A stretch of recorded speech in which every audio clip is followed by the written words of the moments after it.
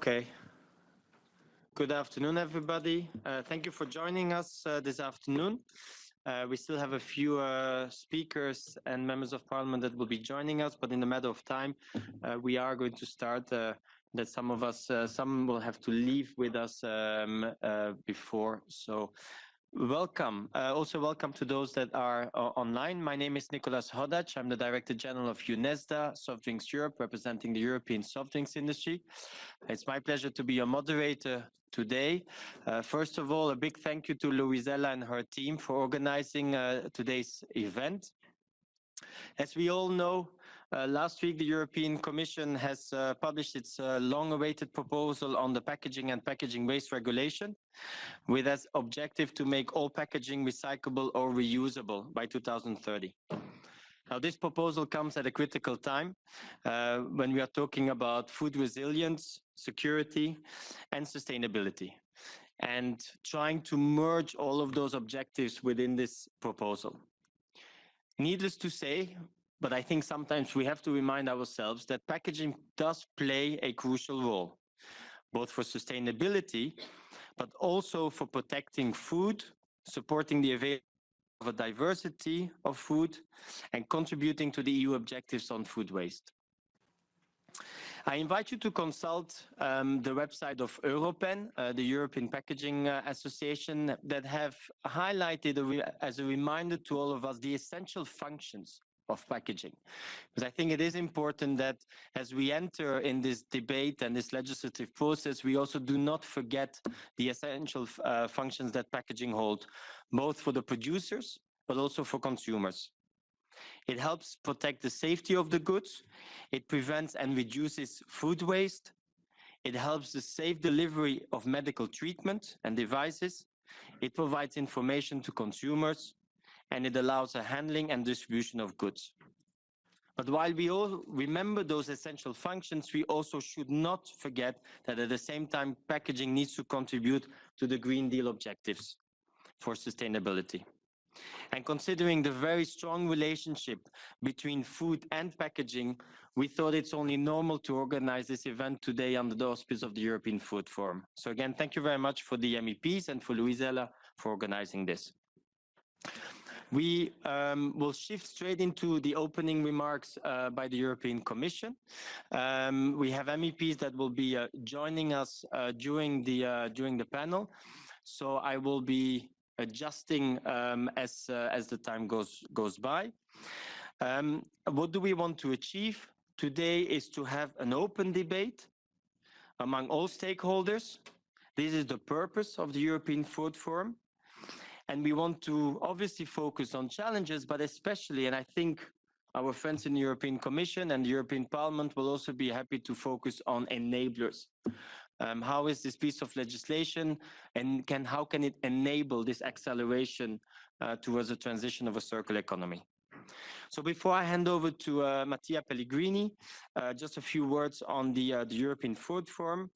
The European Food Forum is an independent, politically led, non-partisan forum, which is governed by elected members of the European Parliament.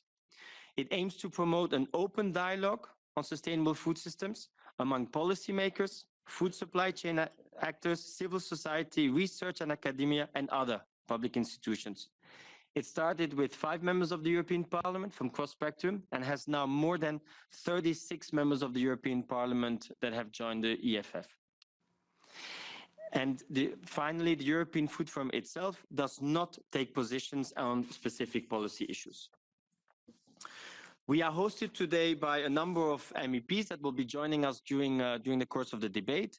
Ms. Pina Picerno, Vice President of the European Parliament, Ms. Alessandra Moretti, Ms. Christine Schneider, and Ms. Irène Tolleret, whom I wish to thank all 4 of them and their offices for the support. We will have a Q&A after each panel. It's a Q&A, so I invite you to ask questions, not to make comments. I will have to be very strict on timing because we only have 2 hours. The event is recorded, it's on the record, and we also have journalists that are among us. So when you raise a question, please present yourself and state the company or the institution you work for. I will now hand over to Mattia Pellegrini, who will give us a keynote speech. I will give him a few minutes to take us through the proposal, and after that we will have the first debate from the side of the European Commission. Sorry, we will... Ms. Moretti. Hello, hi. Hello.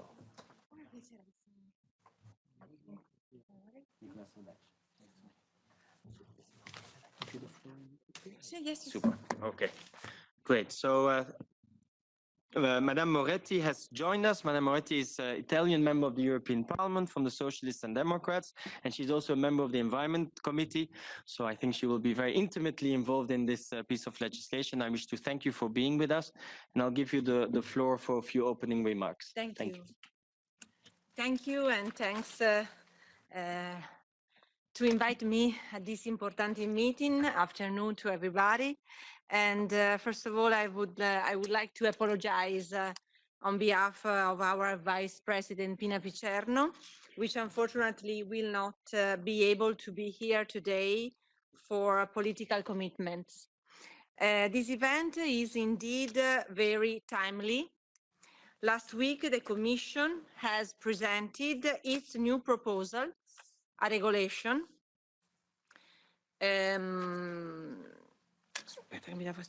on packaging and packaging waste. A proposal which, even before its publication, has generated a heated debate among the different stakeholders. Many member states, also Italy, are really worried about the potential negative effects this proposal could have on numerous virtuous supply chains of his economy, and we should therefore pay much attention on it. As you know, the Parliament has always been a strong ally for what concerns the protection of the environment and the fight against climate change. There are no doubt about this. The Green Deal proposed by the Commission is not just a set of regulations and directives, but rather a true change of approach in the political way of tackling all issues that deal with our modern society.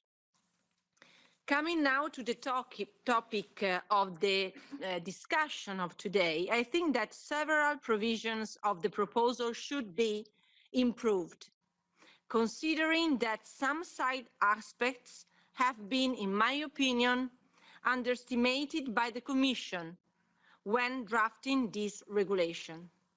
I'm referring in particular to certain aspects related to food packaging that have a great importance. First, we should not forget that certain packaging and materials are essential to protect and prolong the quality and security of food products. We cannot, for example, think to sell certain foods without a proper protection in plastic without compromising their organoleptic qualities, especially if we want them to last longer in order to avoid food waste, a phenomenon which has, as well, a dramatic effect on climate.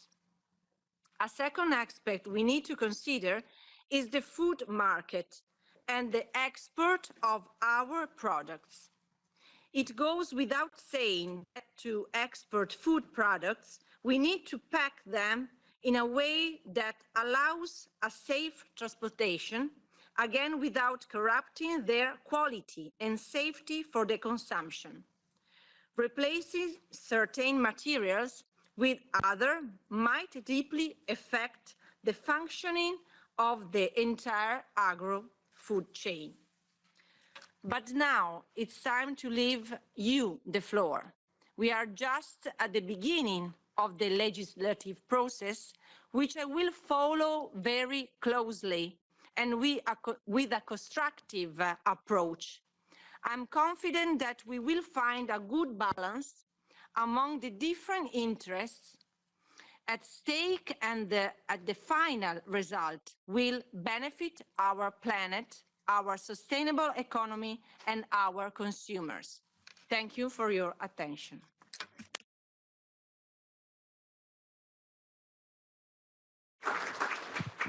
Thank you very much, Ms. Moretti, again for those opening words. I'll now hand over to Mattia Pellegrini. Mattia is the head of unit responsible in DG Environment for this proposal, one of the architects or the architect leading the team on this. So Mattia, again, thank you very much for being with us. Mattia will have to leave at 2:45. So after that, we'll hand over to Giacomo Martino and then have a Q&A. So first of all, good afternoon, everybody. And normally, indeed, I have a presentation, so it is a pleasure to be here. And thanks a lot for the invitation. It was also nice to see Patrizia, who is a long-lasting friend.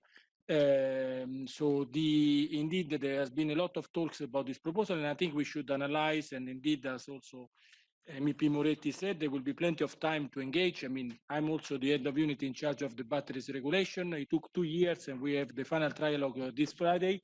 So if it took 2 years with batteries, which was not a controversial proposal, you can imagine for packaging that we have a number of months, years ahead of us. And I think we should not be afraid to engage in an open debate, as we did also on the batteries regulation, which is a different topic, but it has served as a source of inspiration. So let me start by, indeed, the first point. Sorry, I don't know if it works or not. Yes. Yeah. This I just need I would like to recall what it was written in the European Green and the Circular Economy Action Plan. So it's something which was already mentioned by the 2019 and 2020, that we should make sure that all packaging is recyclable by 2030. This was not a target put like this, but there was evidence, and indeed you will now have the opportunity to read our impact assessment, that 35% of the packaging which is placed on the market is not recyclable. So it's designed in a way that cannot be recyclable at the end of the value chain. And also at the same time, it was very clear in the Green Deal that there was, and also in the Circular Economy Action Plan, that as regards in particular plastics, we will mandate what is called recycled content, so that a certain percentage of plastics in a bottle, for example, has to come not from virgin material, but from recycled content. And finally, indeed, there was the idea that the Commission will put forward the reuse and waste prevention targets. So all of that was already announced, so it was not a surprise. And I think the Circular Economy Action Plan was March 2020, so there has been quite a lot of discussion on this file. I mean, there can always be better discussion, but I can tell you we have invested quite a lot in terms of engaging with stakeholders. Next slide, let me see. Yeah, okay. So that's, I think, is in short term, what we have identified in the impact assessment were 3 main problems. So the first one is the huge increase of packaging. So if you project that there is, even if the weight of packaging is going down, the amount of packaging which is placed on the market is significantly increasing. So even the latest report of Eurostat has shown, the one we got just before the adoption of the proposal, that there was a significant increase. And of course, the more you increase the amount of packaging you place on the market, the more you have CO2 emissions. The second problem was what I mentioned, the packaging circularity. So the product was designed in a way not to be recycled at the end of the life. And finally, as regards plastics, there was this issue of downcycling. So that for other materials like metals or glass, you have a very high level of recycled content, which you do not have for plastics. So that's the reason why for plastics, we went also for a recycled content obligation. Next slide, I think that is interesting because there has been a lot of talks about the impact assessment. Of course, data always says that when you do economic modeling, there is never you are right or you're wrong, because it depends on which assumption you consider in your econometric modeling. But essentially, what you have there is that the third column is what would happen if we don't take any measures. So this will be the increase of packaging from now to 2030. So what we call in an impact assessment a baseline scenario, so business as usual.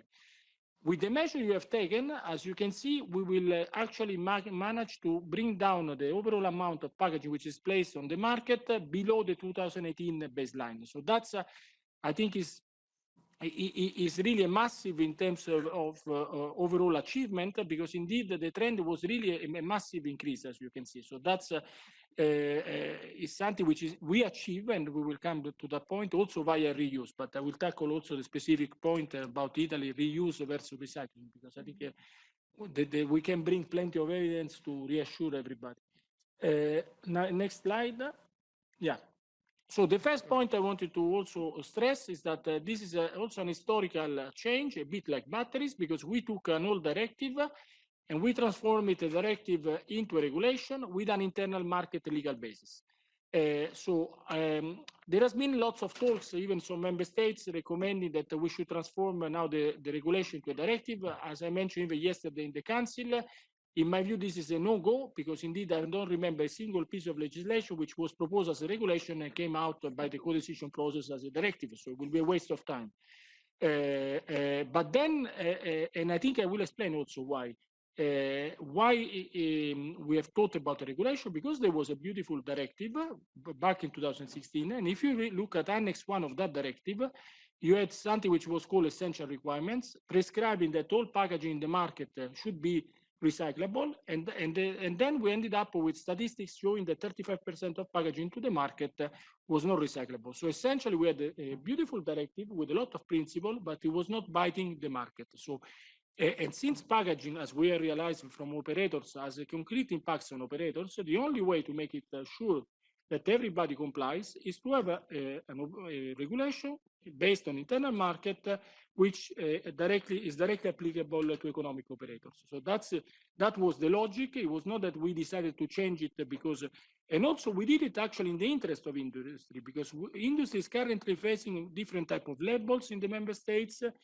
Has been complaining enormously to our colleagues in DG Grow against all these national logos and labels which have been put. With this measure, as you have seen, harmonize fully also the labeling. So we are going actually to have a uniform system of labeling throughout the European market. So again, this speaks in favor of a regulation based on an internal market. And also, indeed, why, I mean, my unit has quite a lot of experience in all this waste legislation. Is a word that you don't want to wish to enter, because if you enter, it's the end of your private life.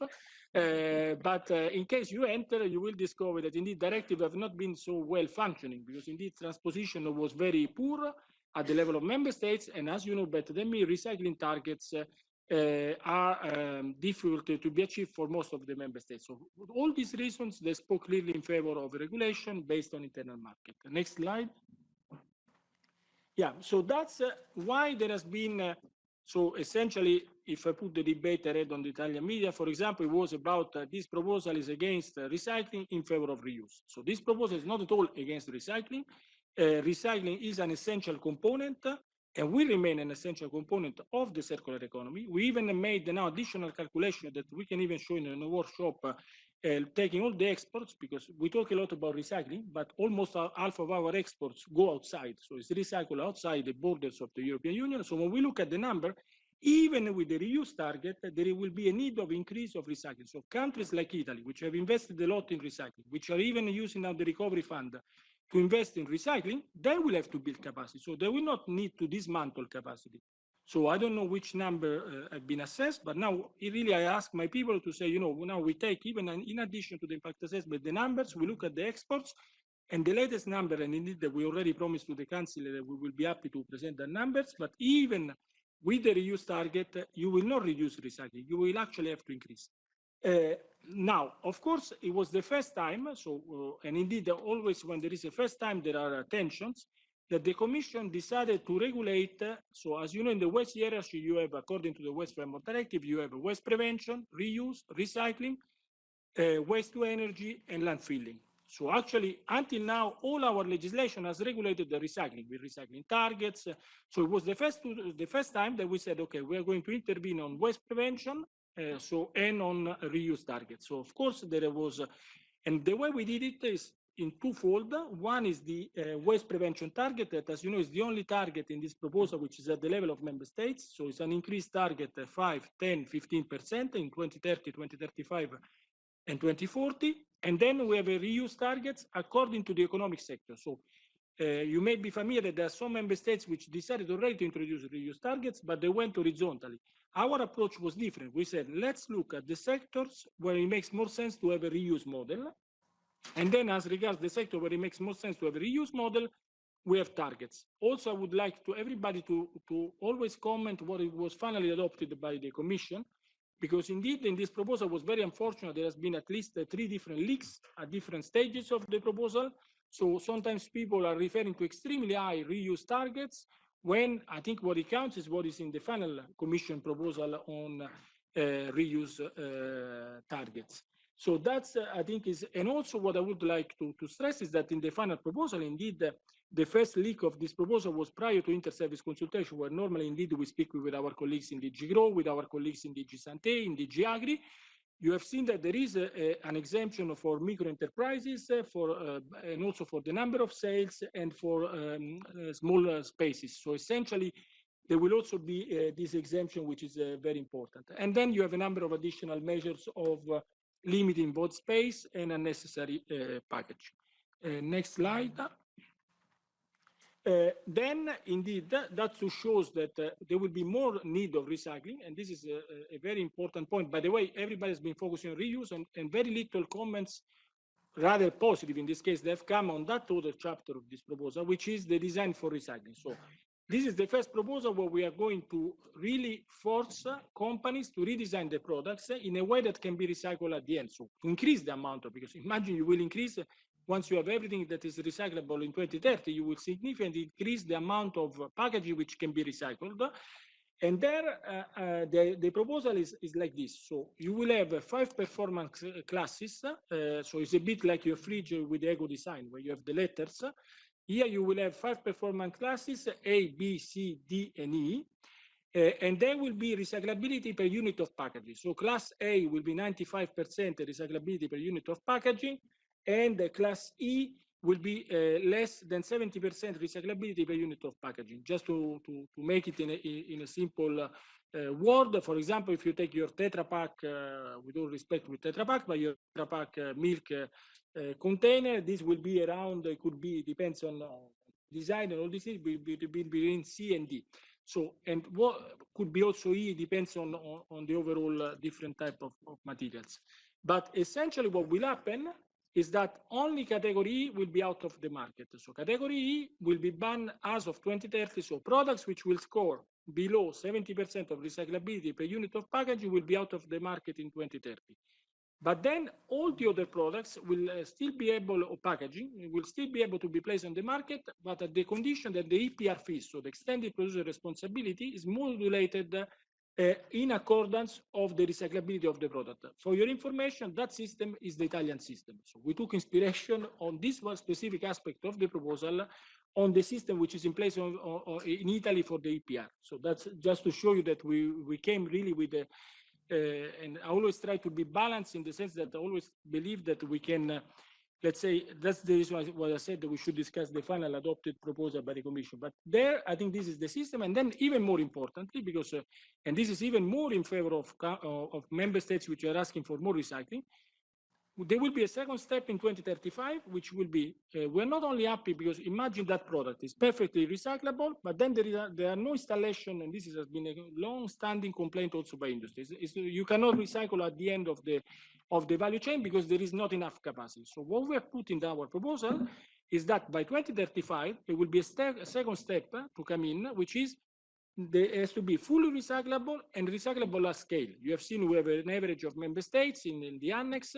So essentially, we will force member states to invest in recycling capacity. So that's clearly the specific articles dealing with the recyclability and the relevant annex. In my view, they clearly go in the direction of having more recycling capacity in Europe, and actually making sure that packaging can be recycled at the end of the value chain. Next slide.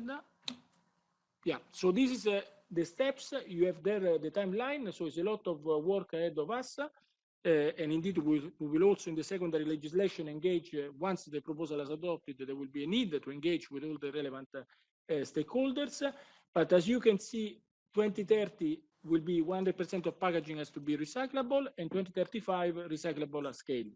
And then we will do design for recycling criteria according to the different packaging categories, and we will do it with the secondary legislation. And what we have foreseen indeed is to do it, and the same will apply for design for recycling. Next slide.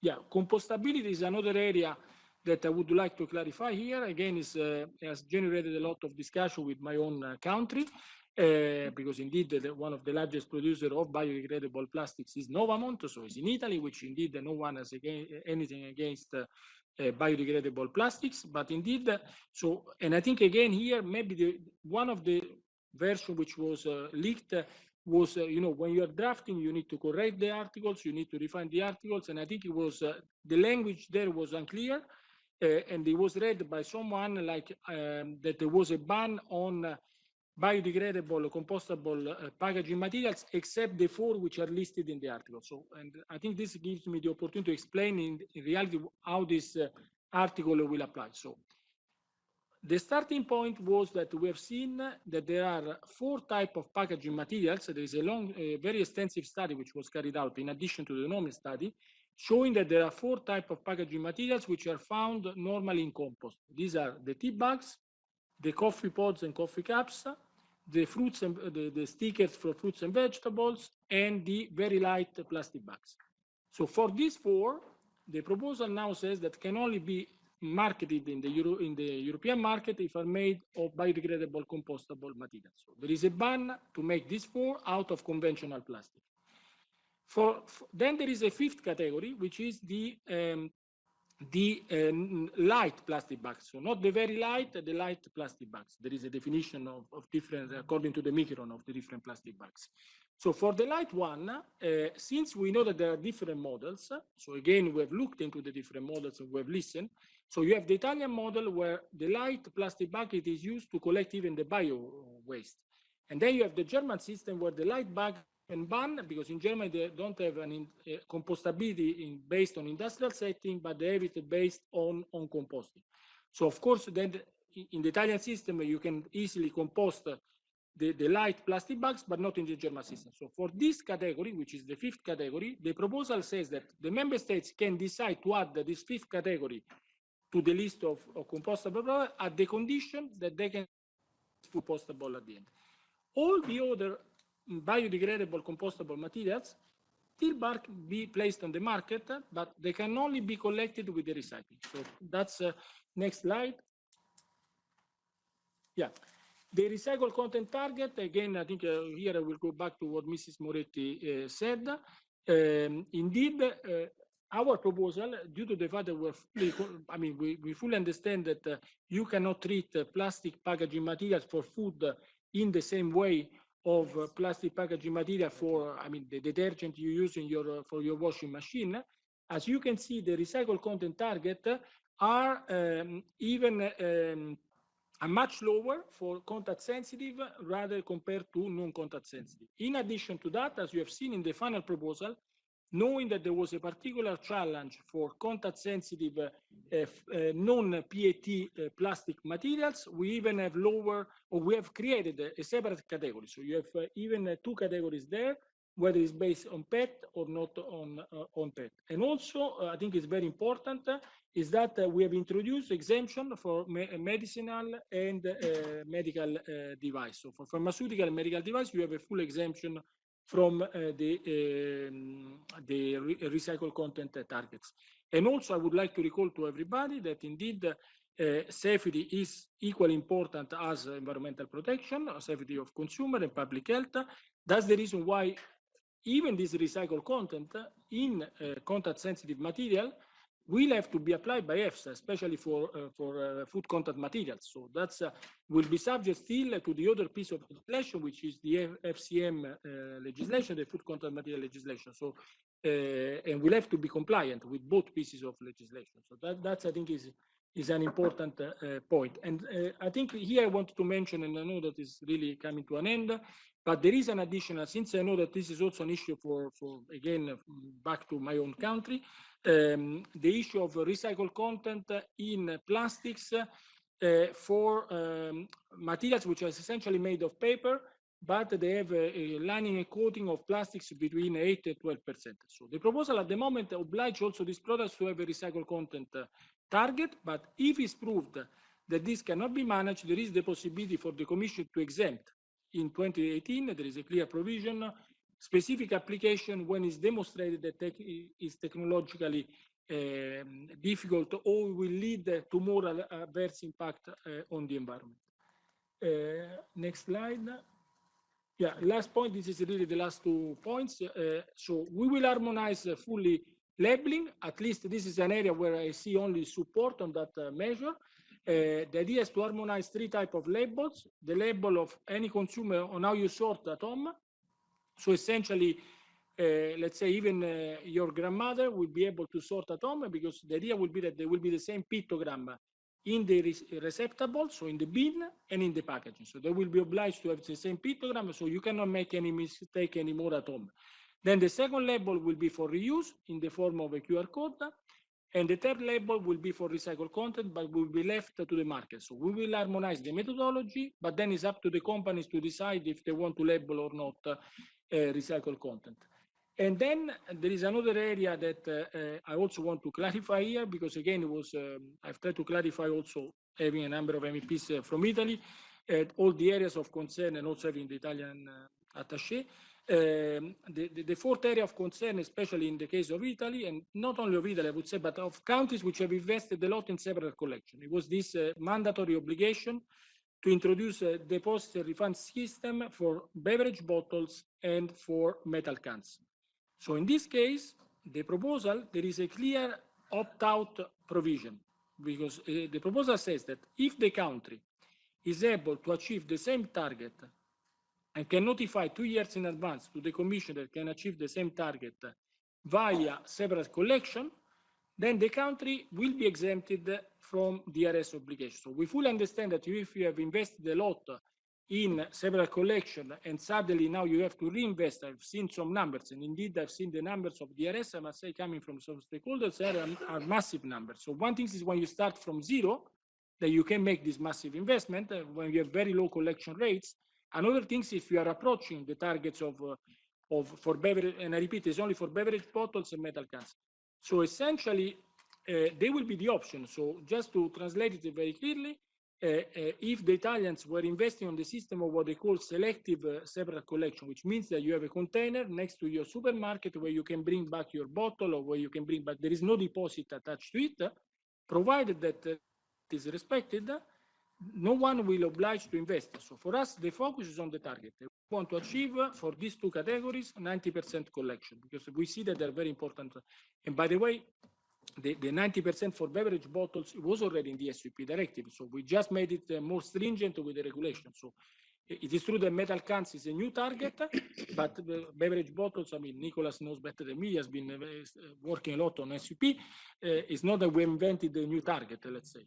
And I think with that, I think you have, yeah, and no, by the way, I forgot your favorite point, Nicolas, which we have minimum requirements for DRS system, which I think industry has been asking a lot. So together with NGOs, by the way, in this case. Thank you, Mattia. And the last point, not just for industry, but also with the NGO community, something we were pushing. I would like to acknowledge also MEP Stoia and Rondinelli for being with us. Thank you so much for being with us. I'll hand over now to Giacomo. Thank you very much, Madame Moretti. Hi, thank you. To Giacomo. Just to be very clear, we have invited Giacomo to join us also because, you know, we talk a lot about environmental policy and industrial policy and the collaboration with both. But this is one proposal from the European Commission. So for those of you who are looking for some nice dogfighting or anything between DG Go and DG Environment, this will not be the place. And I would also invite you not to ask any questions to that regard. It's one proposal from both from the European Commission, DG Go and DG Environment. Giacomo.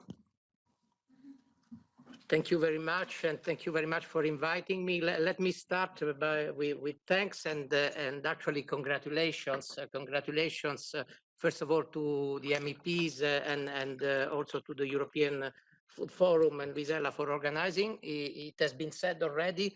It's very timely. I'm with my service. I'm looking at it, of course, a lot from the perspective of the agro-food industrial ecosystem. But let me congratulate also Mattia. Maybe this is anecdotal, but in next year I will have 30 years of experience in the Commission. I really have to dig to find a proposal which has triggered, so many or so much debate. I think in the past 6 to 8 months, I stopped counting the number of emails, contributions, requests for meetings. So I put myself in the shoes of Mattia. Certainly, big congratulations for the achievement. And Nicolas, thank to you as well. You have set the scene. It's a Commission proposal, so I can be relatively straightforward because Mattia has provided, I think, a quite comprehensive presentation.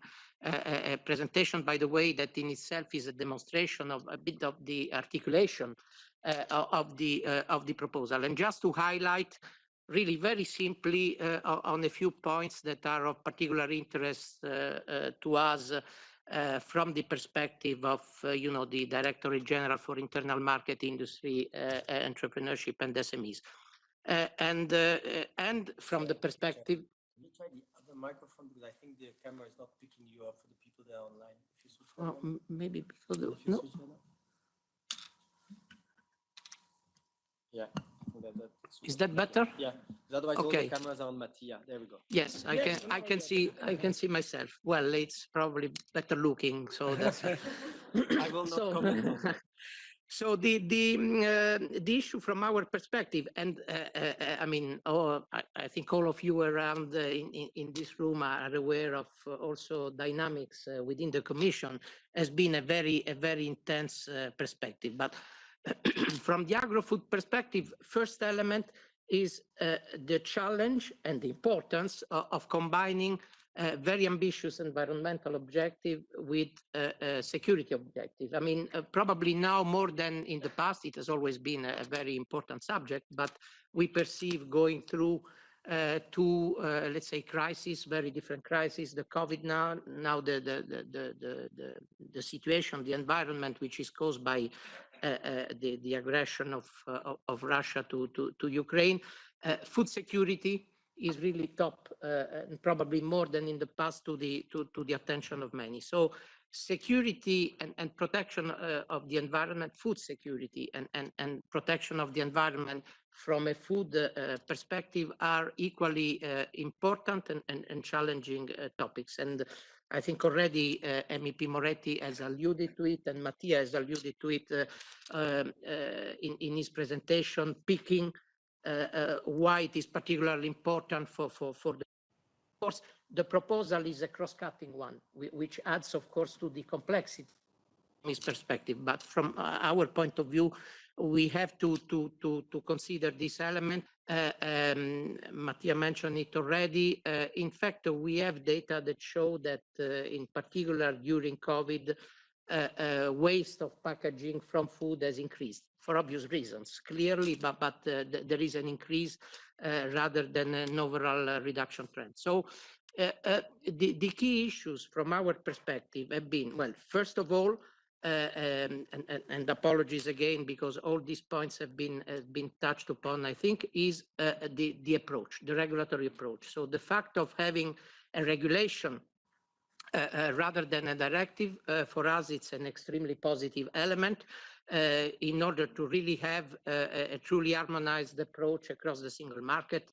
Well, as DG Internal Market, I think you don't have to ask, of course, why we were very much in favor of this element. We know that the new regulation will entail new requirements and somewhat also, let's be frank, also a challenge, in certain cases, an evolution in approach, basically to pass to the higher speed, I would say, and there a challenge for the operators. The other element, which has been long debated, and I think at the end we have a very clear and largely, I would say, we share fully the approach that has been retained, is this element of recycle and reuse and refill. We are aware that for several operators, this will be a new area, but the targets are also designed in such a way to boost investment in such type of system without, at the end, and that's of course the very element of the impact assessment, imposing a burden which could be perceived as excessive on certain operator. Clearly, an important element will be to ensure that the reuse system is designed in such a way that the final footprint of the reusable packaging is indeed lower than that of sustainable single-use option. But I think that Mattia has been fairly reassuring from that point of view. He has been indicating, I think, that the targets have been set for sectors where it has been proven that there is the highest potential for positive impact with reuse compared to the recycle. The other element, needless to say as well, of key importance, and I'm sure that the European Parliament will be particularly attentive to that, is the dimension and the impact on SMEs. In the food and drink sector, SMEs represent over 99% of the companies. So, and that's probably something I can, I'm not revealing a secret, saying that for us in DG Grow, in the phases of internal interaction and debate, certainly the element of the SMEs has been a very, very firm point. The proposal now, as Mattia said, includes an exception for micro enterprises, and there are also exceptions for companies based on surface and the packaging annually that are put on the market. Now, if this is enough for the SME dimension, I leave it open for question. There I can throw my own personal opinion, which would have been probably to take even more inspiration from existing definition of SMEs. But I think that there a very serious work has been carried out in the impact assessment in order to be, I would say, as precise and accurate as possible when assessing the impact. But clearly, the element of predictability, it's an important one. Predictability for all business, but in particular, of course, for SMEs. We have to create clarity and the necessary conditions for industry to be able to set up and be part of this reuse system with fair conditions. So a very important point in our perspective will be the calculation rules for reuse targets that are, as I said, very important. We are also of the opinion that a certain level of standardization of reuse systems would be an enabler, especially for SMEs. And once again, I'm sure that this aspect of creating the best enabling conditions for businesses to implement it, but also for it's an important one. Finally, maybe on the proposal, we think that a lot has to be done to accompany the measure. This will be part, I think, of the debate also during the implementation. Consumer information, because without consumer buy-in, the system cannot achieve results. Let's be frank about it. And guidance, as I said, and maybe targeted guidance for, in particular, SMEs. And one last word, which is dear to my, in fact, to the work of my service, is the link with what we have done with the Code of Conduct and voluntary commitments. Many food and drink companies have already internalized the need to act on sustainable packaging. This is not new, and we have to recognize those efforts. Now, in our Code of Conduct for responsible food business and marketing practices, many signatories have made already voluntary commitments on sustainable packaging and packaging reduction. If we look, and we are starting, as some of you may know, we are starting to look at the commitments, voluntary commitments that have been made, more than 50 commitments in the area of sustainable packaging and packaging reduction have been made, which makes it the second area in terms of prevalence after the commitment on the reduction of CO2 emissions. So really, we are particularly happy with this piece of legislation, this could recognize on one hand, but also enhance the interest of business in embracing in this code of conduct, in the commitment under the code of conduct. And there again, the SME dimension will be particularly important. So as everybody knows, the proposal has been made by the Commission. Now probably the real work for the two institutions starts, but then as usual, there will be real work and quite a lot of work, I believe, for ensuring a proper implementation. And that's probably where it's not now the end of the challenge, it's probably the very beginning of it. Thank you. Thank you very much, Giacomo. Mattia needs to leave, so I will quickly ask him a question that we had received through the online registration. There was a question from Antonello Romano from Stora Enso. A question around the environmental benefits, saying that, you know, for reuse, we're starting very much from scratch, and that the environmental benefits for reuse depend very much on the number of cycles that of refill.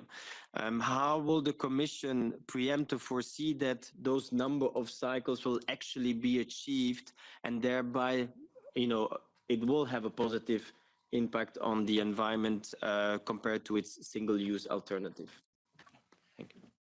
It's a very good question, and indeed, as I said, indeed, the reuse model, according to our impact assessment, indeed there are assumptions that now you can read about the amount of rotation, which is technically how many times the product is reused.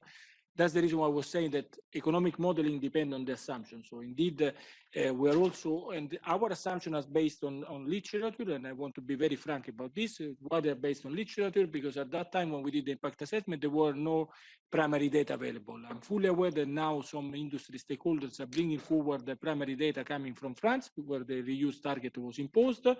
And indeed, this is part, as Giacomo said, of the co-decision process to see if our assumption in the impact assessment were wrong or were correct. But I want to make a point that was made yesterday in a panel where the EBB also was together with me and organized by Francesca Europen, is that the reuse model, this we all agree that to work, you need to scale up and to have all what we call that's the reason why I said the reuse model. It's not only a target. If you only have a target and you don't have all the framework condition around, that's the reason why you have seen that the Commission has foreseen, and this, as Giacomo said, is the challenges, the possibility to adopt a number of delegated acts, starting from a delegated act to, for example, standardize the packaging format. Because indeed, if the packaging format are completely different, then you have to transport back and forward. And then, of course, the CO2 related emission, they may increase significantly. So this is not something we could hide, it's the reality.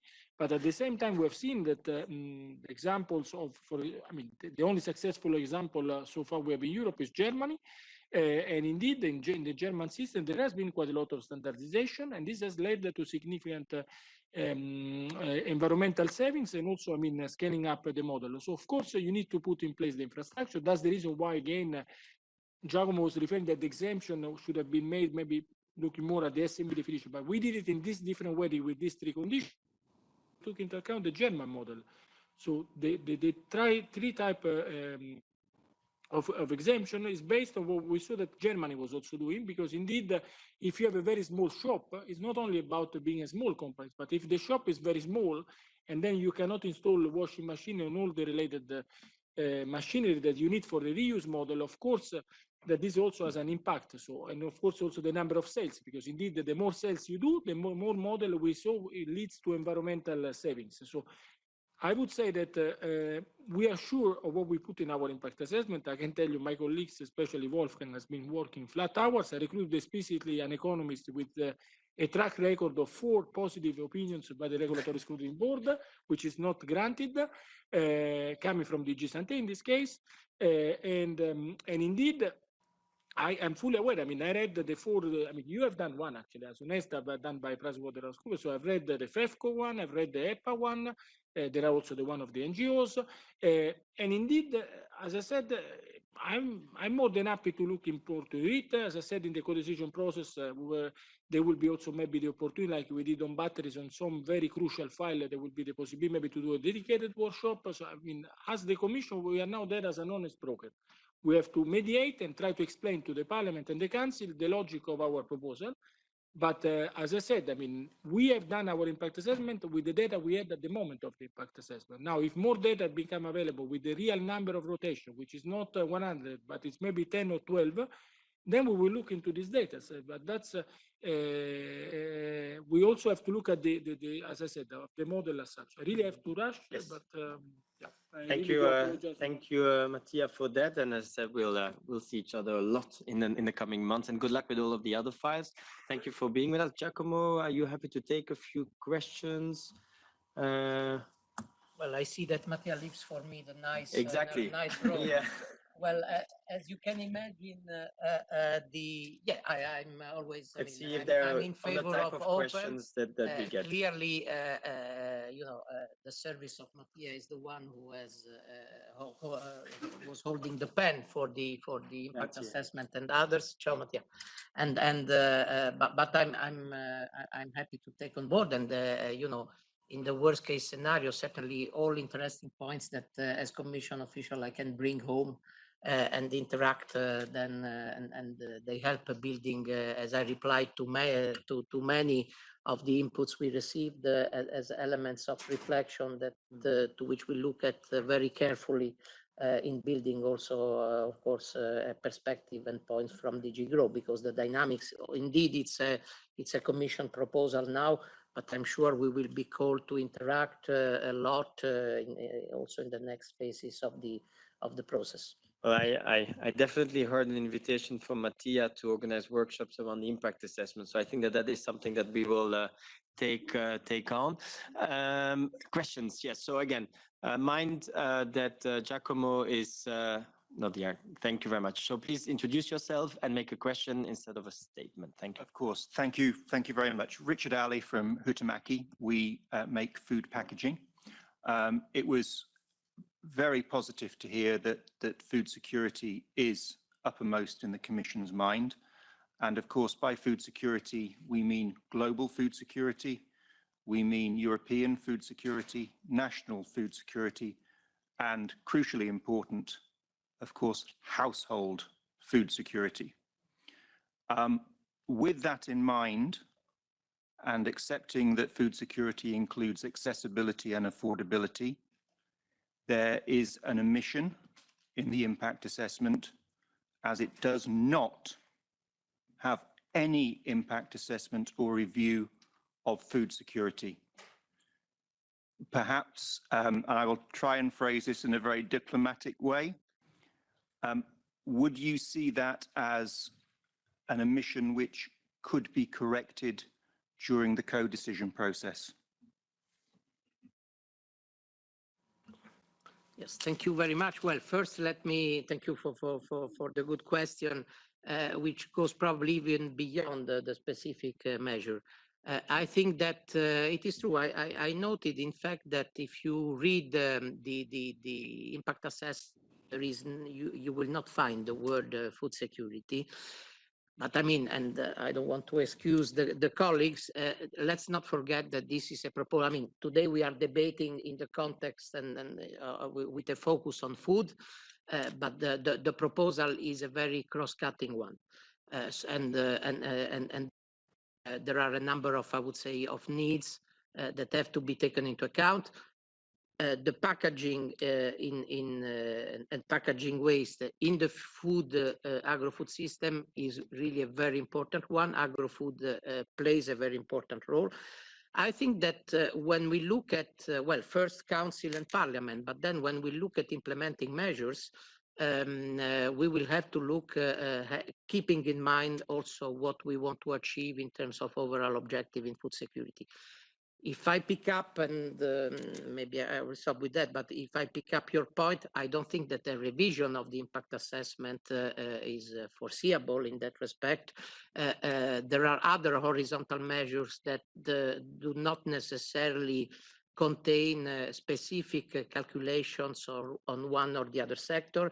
It's maybe also our role, the role of my service, looking at legislative proposals of other services to try and pick elements of relevance, but I think this is an issue that will have to be I would say, addressed in terms of overall policy objective, and then how this translate into, let's say, the cost for the operators will have to be looked at certainly more in detail in the following steps of the process. And food security is certainly a very important one. As I said at the very beginning of my initial intervention, it's probably even higher on the attention of our policy master, and not only, than it was years ago.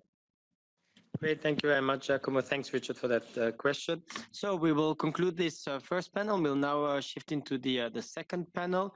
It feels a bit lonely here, so I invite the speakers from the second panel to be with us. And I just would like to, again, thank you very much to Giacomo Martino and Mattia Pellegrina for being with us.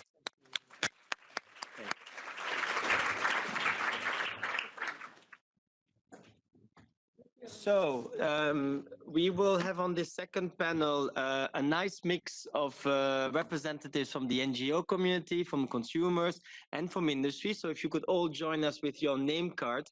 The only one who will remain there sitting by himself is our Italian friend. In this panel, we want to, yes, please come and sit here. Just put your name tags in front. We'll have to squeeze a bit. It's cold outside, but it's nice warm inside. Can come a bit closer. So we will have on this panel, I think we'll have to squeeze a bit. Great. Jean-Pierre, I am happy that you are with me, because otherwise I might have received a comment from my colleagues or someone else. Like, Nicholas, what are you doing?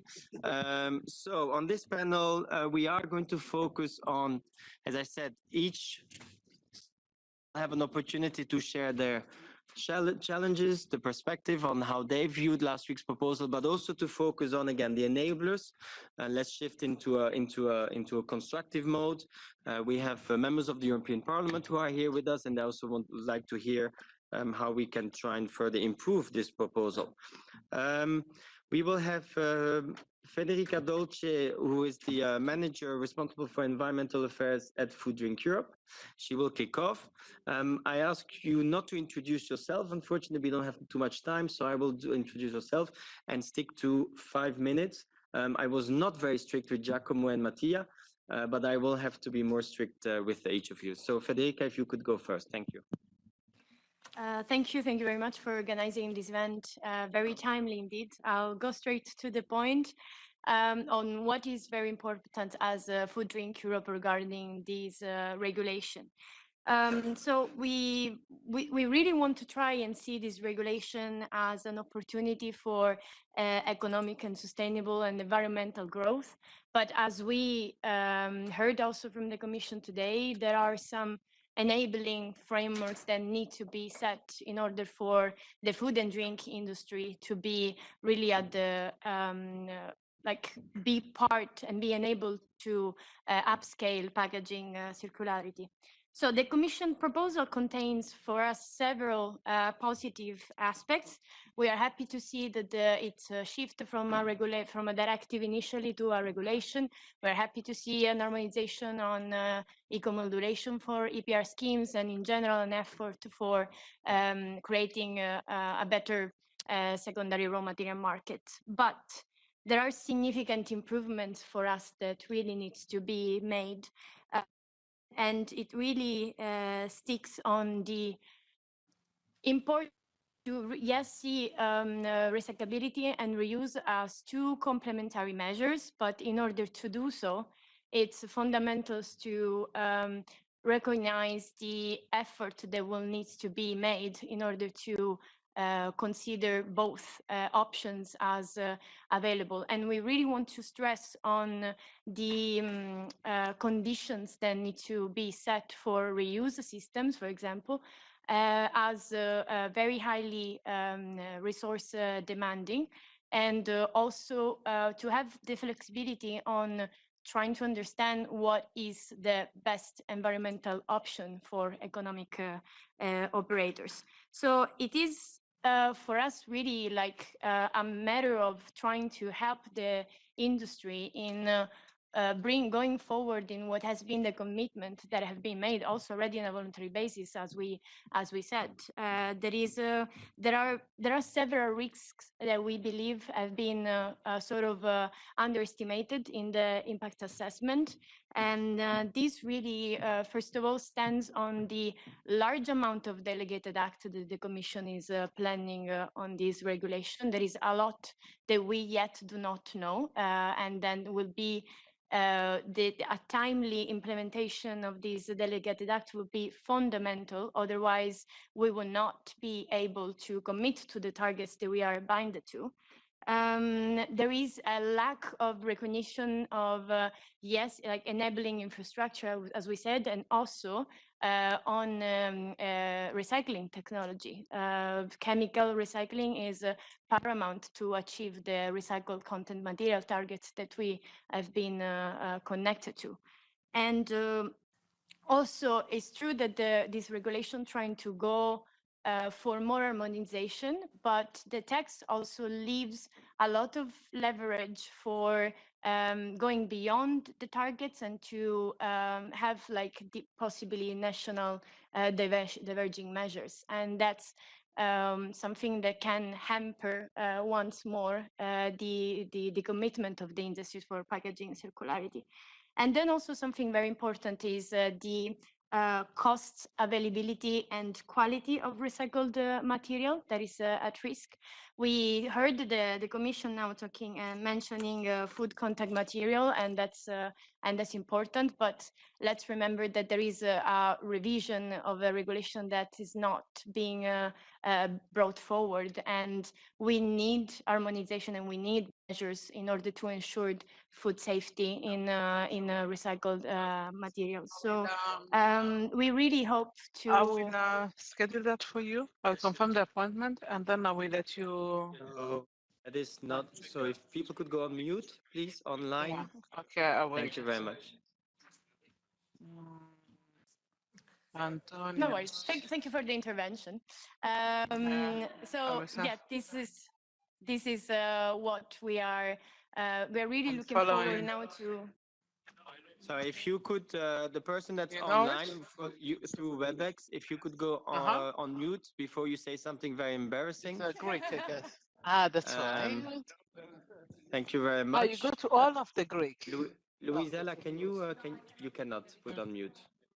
Okay, we'll try and push through. That's fine. Okay. Hold on. No worries. Yeah. No, she said she sent the Oh message. no, we are very sad to hear that. She cannot make it. So with also her contribution, we really hope to anyway No, I was representing she could pass collaborate. by my office on Thursday. No, she clearly doesn't. Yeah, me I always do the appointment. No. No. Hold on, I will transfer you the.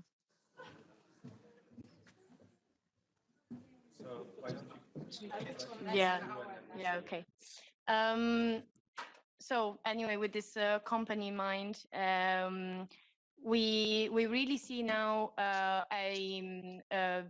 incredibly good opportunity for to work with the institution, with the Commission and the Parliament to really ensure enabling conditions for economic operators on specifically these points. And yeah, we look forward to keep working with everyone on this panel, with the institution in the coming years. Thank you very much, Federica, again. Bob. I also take note about what you said about the large amount of delegated acts. I think Matteo also referred to that. One of them that always sticks to my mind is the calculation of reuse, which needs to be done by 2028, end of 2028, but then the first target's kicking in 2030. It's just a bit intriguing for me how you have 1 year time to then comply. But again, that's a side comment. Roberta Collet. Yeah. Roberta is the Secretary General of 360 Food Service. 360 Food Service, for those of you who don't know, represents the food service packaging sector. So again, another interesting perspective here. So I'll hand over to have it Roberta here. for her 5 minutes. Thank you very much, Nicholas. Thank you also can for chat here. inviting 360 Degrees Food Service. The food service Yes, packaging sector anyway, is a yes, sector I that can is heavily impacted. The Commission is proposing Have bans to keep an eye on on this. certain packaging that is used in food service, and is proposing reuse targets on certain packaging that is used in food service. We have to understand that food service sector in particular, and I will speak on behalf of that specific sector clearly, we are a very varied and complex sector. We serve food and drinks in bars, in restaurants, in planes, in I was trains, in mountains, and on the beach. So it's a very varied sector, which means that when you propose measures that are impacting that sector, you have to go context specific. We understand that when the Commission wanted to propose a reduction in packaging, what they call unnecessary packaging used in food service, or reuse targets for some food service items, they haven't really gone into the details of that for assessing the impacts. And we find that this is truly problematic because they haven't assessed the economic impact of banning certain items specifically on the food service sector. Same goes for the reuse targets. Do we know that if the target on takeaway packaging brings more or less environmental benefit, or for example, in terms of economic impact, or even in terms of hygiene? We were talking about food security, but also hygiene is something that really needs to be assessed. And not because reuse system cannot guarantee hygiene. Let's be clear, they can if they are good reuse systems. But we need to put that in place, and we need time to do that. So those, let's say, criteria and those impacts were not assessed, namely on consumer behavior as well. There is nothing in the impact assessment that is evaluating the impact of the measure on consumer behavior and the impact of consumer behavior on the measures, which is fundamental for us to understand ahead we start putting in place a reuse system, or we start taking off the market some packaging that has proven to be fundamental, especially during COVID. We've seen how food service packaging, in that case, it was single use because we don't have reuse systems in place for most of the application. Well, in that case, it was fundamental to keep the food service sector alive. So it is, for us, we feel that the impacts have not been assessed enough. We understand the direction of travel. We understand that there is the need to reduce packaging volumes, and we understand that there is the need to implement reuse systems. But in order to do that, we need processes. We need processes to understand how, where, and when. For example, when and where is the thing I was speaking about. So where is in which context? Do we start from takeaway? Are we sure? Have we really understood whether that particular subcontext is the right one? Or do we start from other part of the food service? This, in the impact assessment, is completely absent. When, in terms of timeline, we have doubts that the 2030 and 2040 are, let's say, the good one. We don't know. We don't know. We don't have the answer right now. And the how is the most important part, because there's nothing about the infrastructure creation in the packaging and packaging waste regulation, the proposal. There is nothing about that, in particular about reuse, but also on the collection for recycling to improve and boost circularity. So we believe that the processes to assess how to implement more reuse and how to reduce packaging are completely absent. What we're just saying is we ban certain items and we have reuse targets, which is the end. But what we need is the processes to understand what exactly to do. These are mainly our concern. I hope that in the co-decision process, we can have some measures that are more fit for purpose, and really understand the impacts on environment, so the sustainability, on the economic impact, social, and also consumer behavior and hygiene, which for us in particular, for the food service sector, are things that we cannot disregard. Thank you very much, Roberta. I'll change the order a bit because you spoke about context specific and the consumer. I think I would like now to invite Elsa Agante, who is team leader for energy and sustainability at Deco Proteste, Portuguese consumer organization, who will be speaking here today. I had the pleasure of meeting Elsa a few weeks ago in Portugal when we were there talking about reuse. So thank you for being with us here and again, speaking on behalf of the European consumers. To change the slide, you can just ask for next slide and we will do it behind the scenes. Thank you. Okay, so thank you for the invitation. And in fact, I'm here try to have or to bring some voice from the consumer's perspective. I'm from the consumer organization in Portugal, but also working for Euroconsumers, and we are representing the consumers from Portugal, Spain, Italy, and Belgium. Just briefly, I just need to make this point. For the goals of a circular economy, of course, you need to reduce. You need to slowing our consumption, you need to reduce consumption. We need to, of course, to have some more materials in order to have more recycled content, in order to avoid the raw materials. And at the end of the day, we need to close the loop with the recycling materials and also with the reuse. But as Carlotta already said, consumers need to be on board.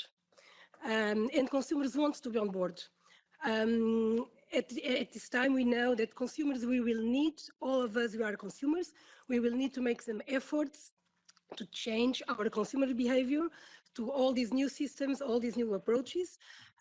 But at the same time, we know that consumers at European level, they are more concerned about the climate crisis, about the waste production, and there is already some awareness in terms of environmental issues. But of course, you need to talk to the consumers in a simple way and to be very clear. Next, please. Regarding this packaging and packaging waste regulation, I just want to highlight some key points that are very important. And mainly, or the first, it should be for us, the decisions, they needed to be based on technical and scientific studies. And with this, I mean, of course, studies, independent studies. I know for us, it's quite important to have with these new proposed decisions, with this reuse approach.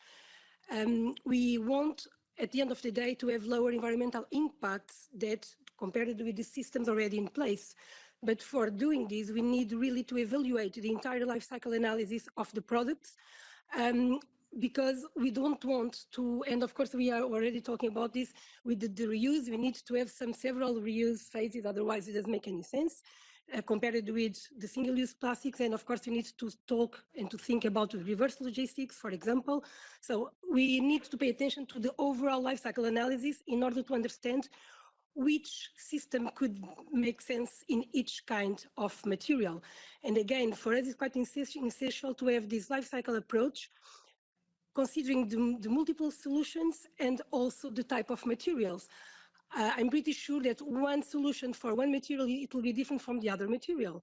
For example, and also for country, mainly because of the energy mix, which is different from each country, and the distance that we have from, for example, the reuse systems to go to the washing and to the producer.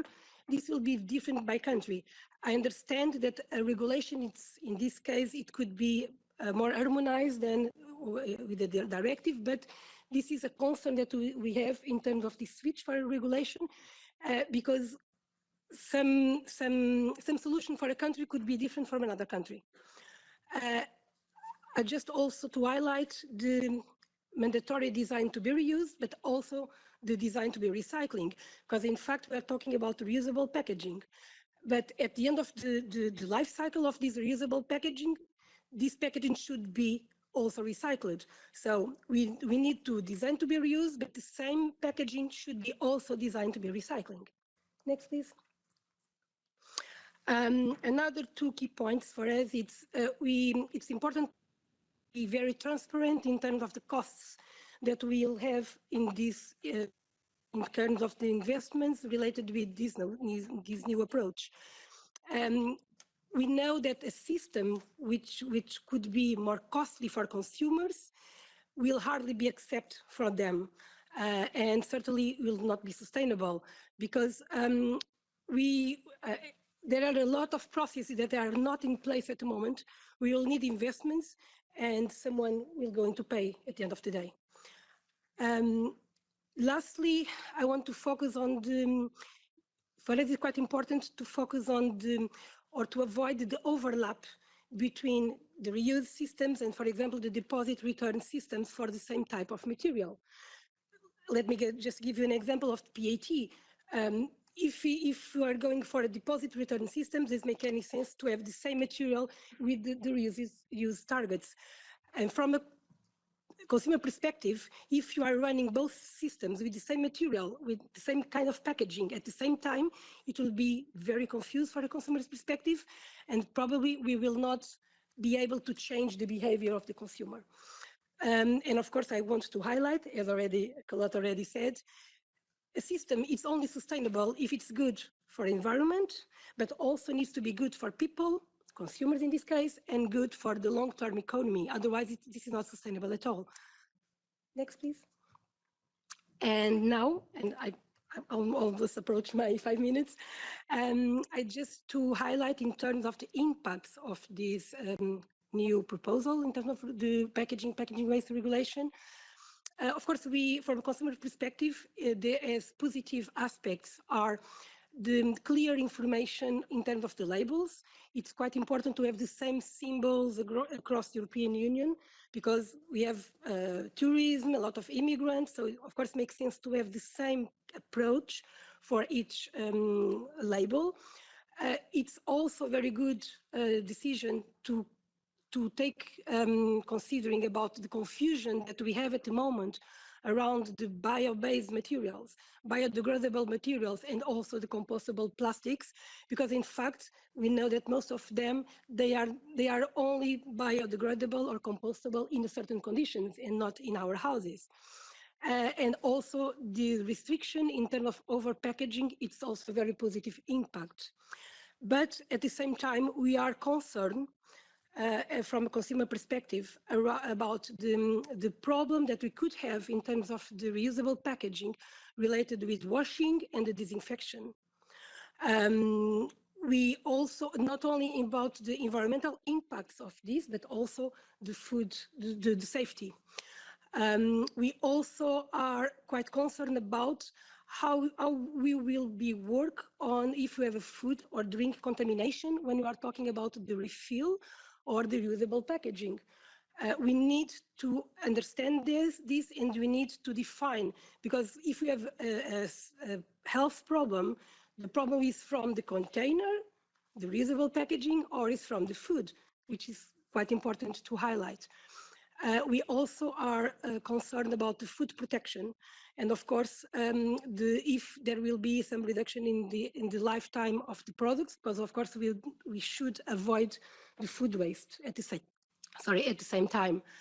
And finally, of course, as a consumer perspective, and in this case more related with economic basis, it's quite important to pay attention to the import-export of food between the European countries.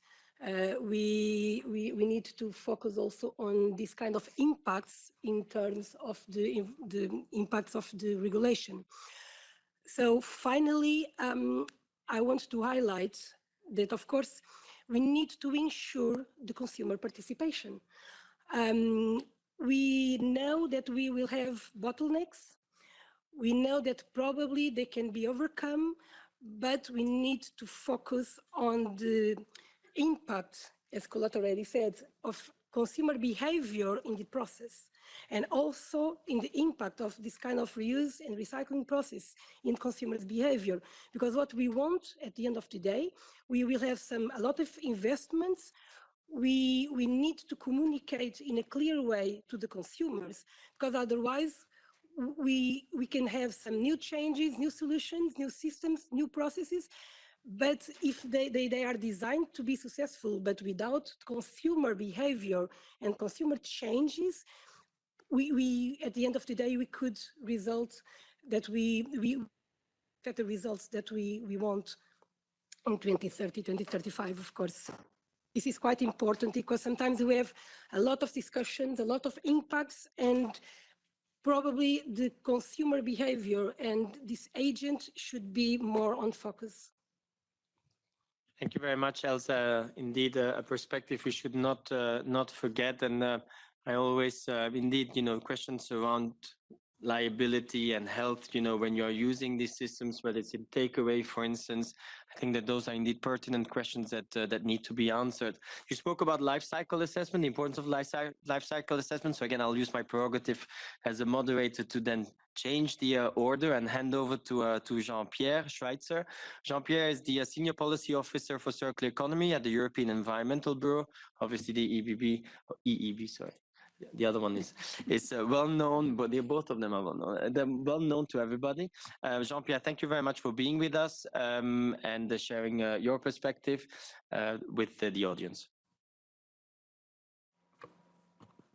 Thank you, Nicholas, and thanks to the Food Forum and the members involved for organising the event today. It's very timely, and I think there was a lot of more general reactions to the proposals, but I decided to focus my presentation on the link with food because of the Food Forum organising the event today. And it's a bit similar to a presentation I gave recently in the Finnish Prem Rep, so sorry if you were there, might be a bit repetitive, sorry for that. But next slide, please. So really, when it's not the first time, like I said, to be asked to give a presentation about packaging and food security. And my first reaction when asked to give a presentation on this topic was actually to speak to my colleagues working on agriculture and food. And I went to them and I said, what's the big problem today in terms of agriculture and food security? Is it packaging? And they looked at me a bit confused. And actually, they came back to me and they said, no, the main threats to food security are actually climate change, soil degradation, and the loss of biodiversity. These are not my areas of expertise, but we come back to it a bit later. I will focus on food and packaging. What we have seen in the last years is actually both growing relative to one another. Kind of we're reaching historical levels of packaging waste. We don't have amazing data on food waste, but some new data was published by Eurostat quite recently. Actually, the data I present here is from a study which my colleagues worked on, which uses a different methodology to Eurostat, but over 150 million tons of food waste. We have 80 million tons of packaging waste in Europe, very high levels, both of them associated with high levels of emissions as well. Next slide, please. So you could say, are they related? I think the fact that they've been growing together challenges the idea, I think, that adding more and more packaging to products will reduce food waste, but I think it's too far to say there is a strong correlation between the two. Actually, I think it's right what Roberta said. You really need to go into the details to understand when you need packaging in certain situations, when it makes sense, and what kind of models of packaging make sense. So next slide, please.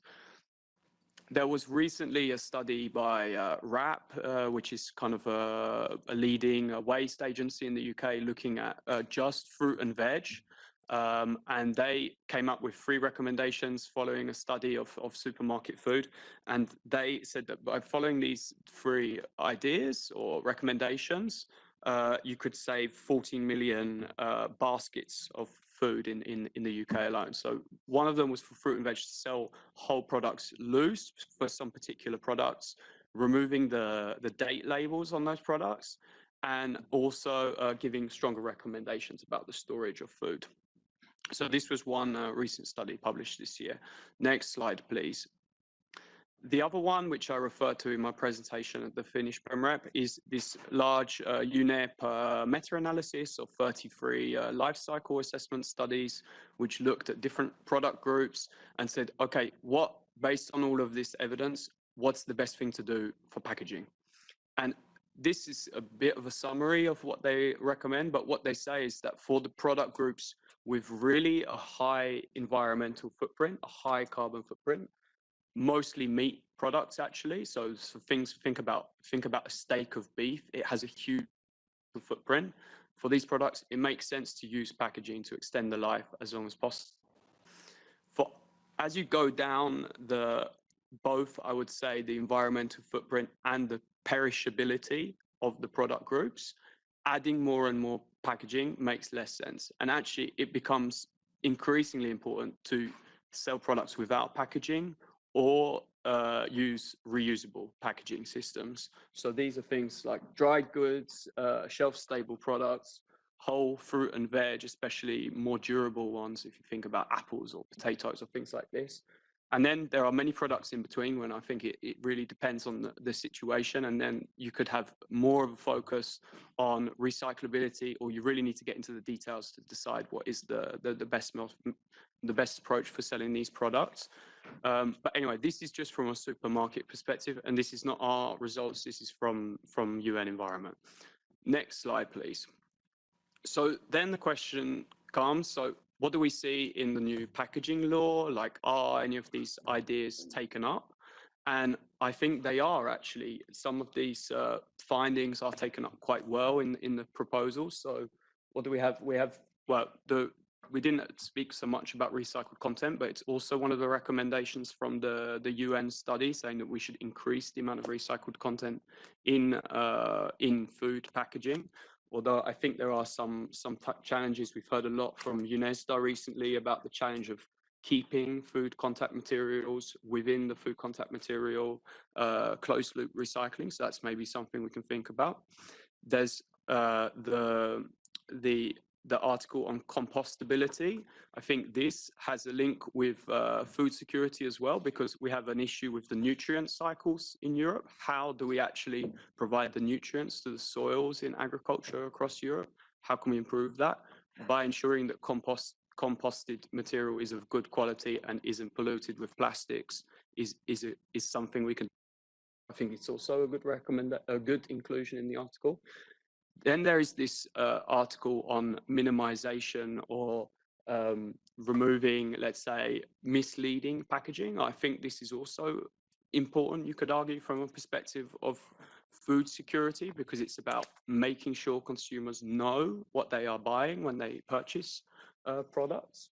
Then we also have reusable packaging targets. And I think here I would say we didn't actually see any recommendation or any target for the food retail sector, particularly for these non-perishable products, dry goods, or also fruit and veg, although there is the restriction on packaging for products sold loose. So maybe there is something there, but I think that there is really perhaps more potential for reuse in the food retail sector based on the study I just described. And lastly, we have these restrictions on groups of packaging. And I think this is quite important, because what we saw and what was one of the conclusions of the study is that when you group products together unnecessarily, consumers buy more than they need. It's happened to me many times. I go to the supermarket, I want 1 orange, I buy 2.5 kilos. In the end, I throw away 3 oranges. This, I think it's a bad practice. Then I think you can get into discussions about what kinds of small format and grouping of packaging actually makes sense. But there are clearly bad examples which also encourage waste. So I think this potential to restrict these kinds of bad practices does make sense, but we can have a debate about which examples don't make sense as well. So I'd be happy to do that with you. These were just the quick provisions which I looked at, which had a clear link with food, and I think actually they're quite good, and we should really be applauding the work of the Commission. But I think there is still a lot to negotiate and discuss in the coming weeks and months, and hopefully more evidence to come from different stakeholders as well. Next slide, please. So that's it. Looking forward to having more discussion with all of you, and thanks again for the invitation, Nicholas. Thank you very much, Jean-Pierre, for sharing that with us. I take note of what you said about the importance of closed loop, and I think this is a nice transition to Larissa, given the work that has been done indeed between the beverage industry and community on this notion around closed loop. The only thing, Jean-Pierre, I would say is when you say reuse targets for, you mentioned just soft drinks, please do also mention all the other categories. I don't want to feel too lonely up there. Larissa, handing over to you now. If you could do a small switch there. Sorry, you're in the corner where some musical chairs are needed. Larissa Copello. Larissa is consumption and production it's a campaigner for consumption and production at Europe. Larissa, thank you very much for being with us. Thank you very much for the invitation. Thank you very much for the organized MEP hosting this event. I think I already spoke at the same event some years ago about packaging-free shops. So it's nice to be here again. So yeah, just to start my presentation, giving just a big picture of the packaging and how it's at the core of the pollution, as we say, because it's not only about the waste generated by packaging, it's all about as well the food waste created with packaging, as Jean-Pierre also highlighted the issues of packaging. Something that is not really being said about the chemicals in packaging. In Europe, there's around 8,000 of chemicals that is allowed for food contact material. And as well, of course, the link with climate change, with the large amounts of CO2 emissions going for production of packaging, and not excluding as well the impact of waste trade. So in 2017, 75% of plastic packaging was exported to non-EU countries. So on that, I'm happy that last week the ENVI committee voted to ban this, and I hope that will be kept. Next slide, please. So bringing a bit here the elephant in the room about the chemicals. I'm sorry, nobody likes to talk about it, but it's something that I think is, especially in this event, related to food. It's really important that we talk about chemicals in packaging. This is specifically is about the chemicals in paper and cardboard packed single-use packaging. We have seen from the SUP directive, there was quite some shift towards paper packaging as kind of one of the solutions. So that's why I'd like to bring this this element here, and also about all this raising issues about hygiene concerns about reusables. Well, guess this is part of a reusable system, and I'm sure you don't ask if it's really there's any issue of drinking this water. I think it's safe. So I think there's a lot of data about the chemicals in cardboard. I don't need to go maybe in the detail. I think the slides could be shared afterwards. But there are chemicals linked to PFAS in these single-use paper and cardboard, as well with human reproductive health systems. So it's something that we need to be aware also with the delays in the food contact materials legislation, and that chemicals is not really addressed in this legislation, in the regulation. So yes, next slide, please. So I'd like as well to emphasize here closed loop systems. Welcome. Because this is a really key actually for the solution of not only waste, but also, for instance, when I said about the chemical as well, if you put a package in the market that is safe, high quality, you want that packaging back. So it's really important to implement closed loop systems, and that we welcome very much the Commission proposals on the post-return schemes, which is really the best system that you can implement to have your the packaging in the system and allow for high quality recycling at the end of the life.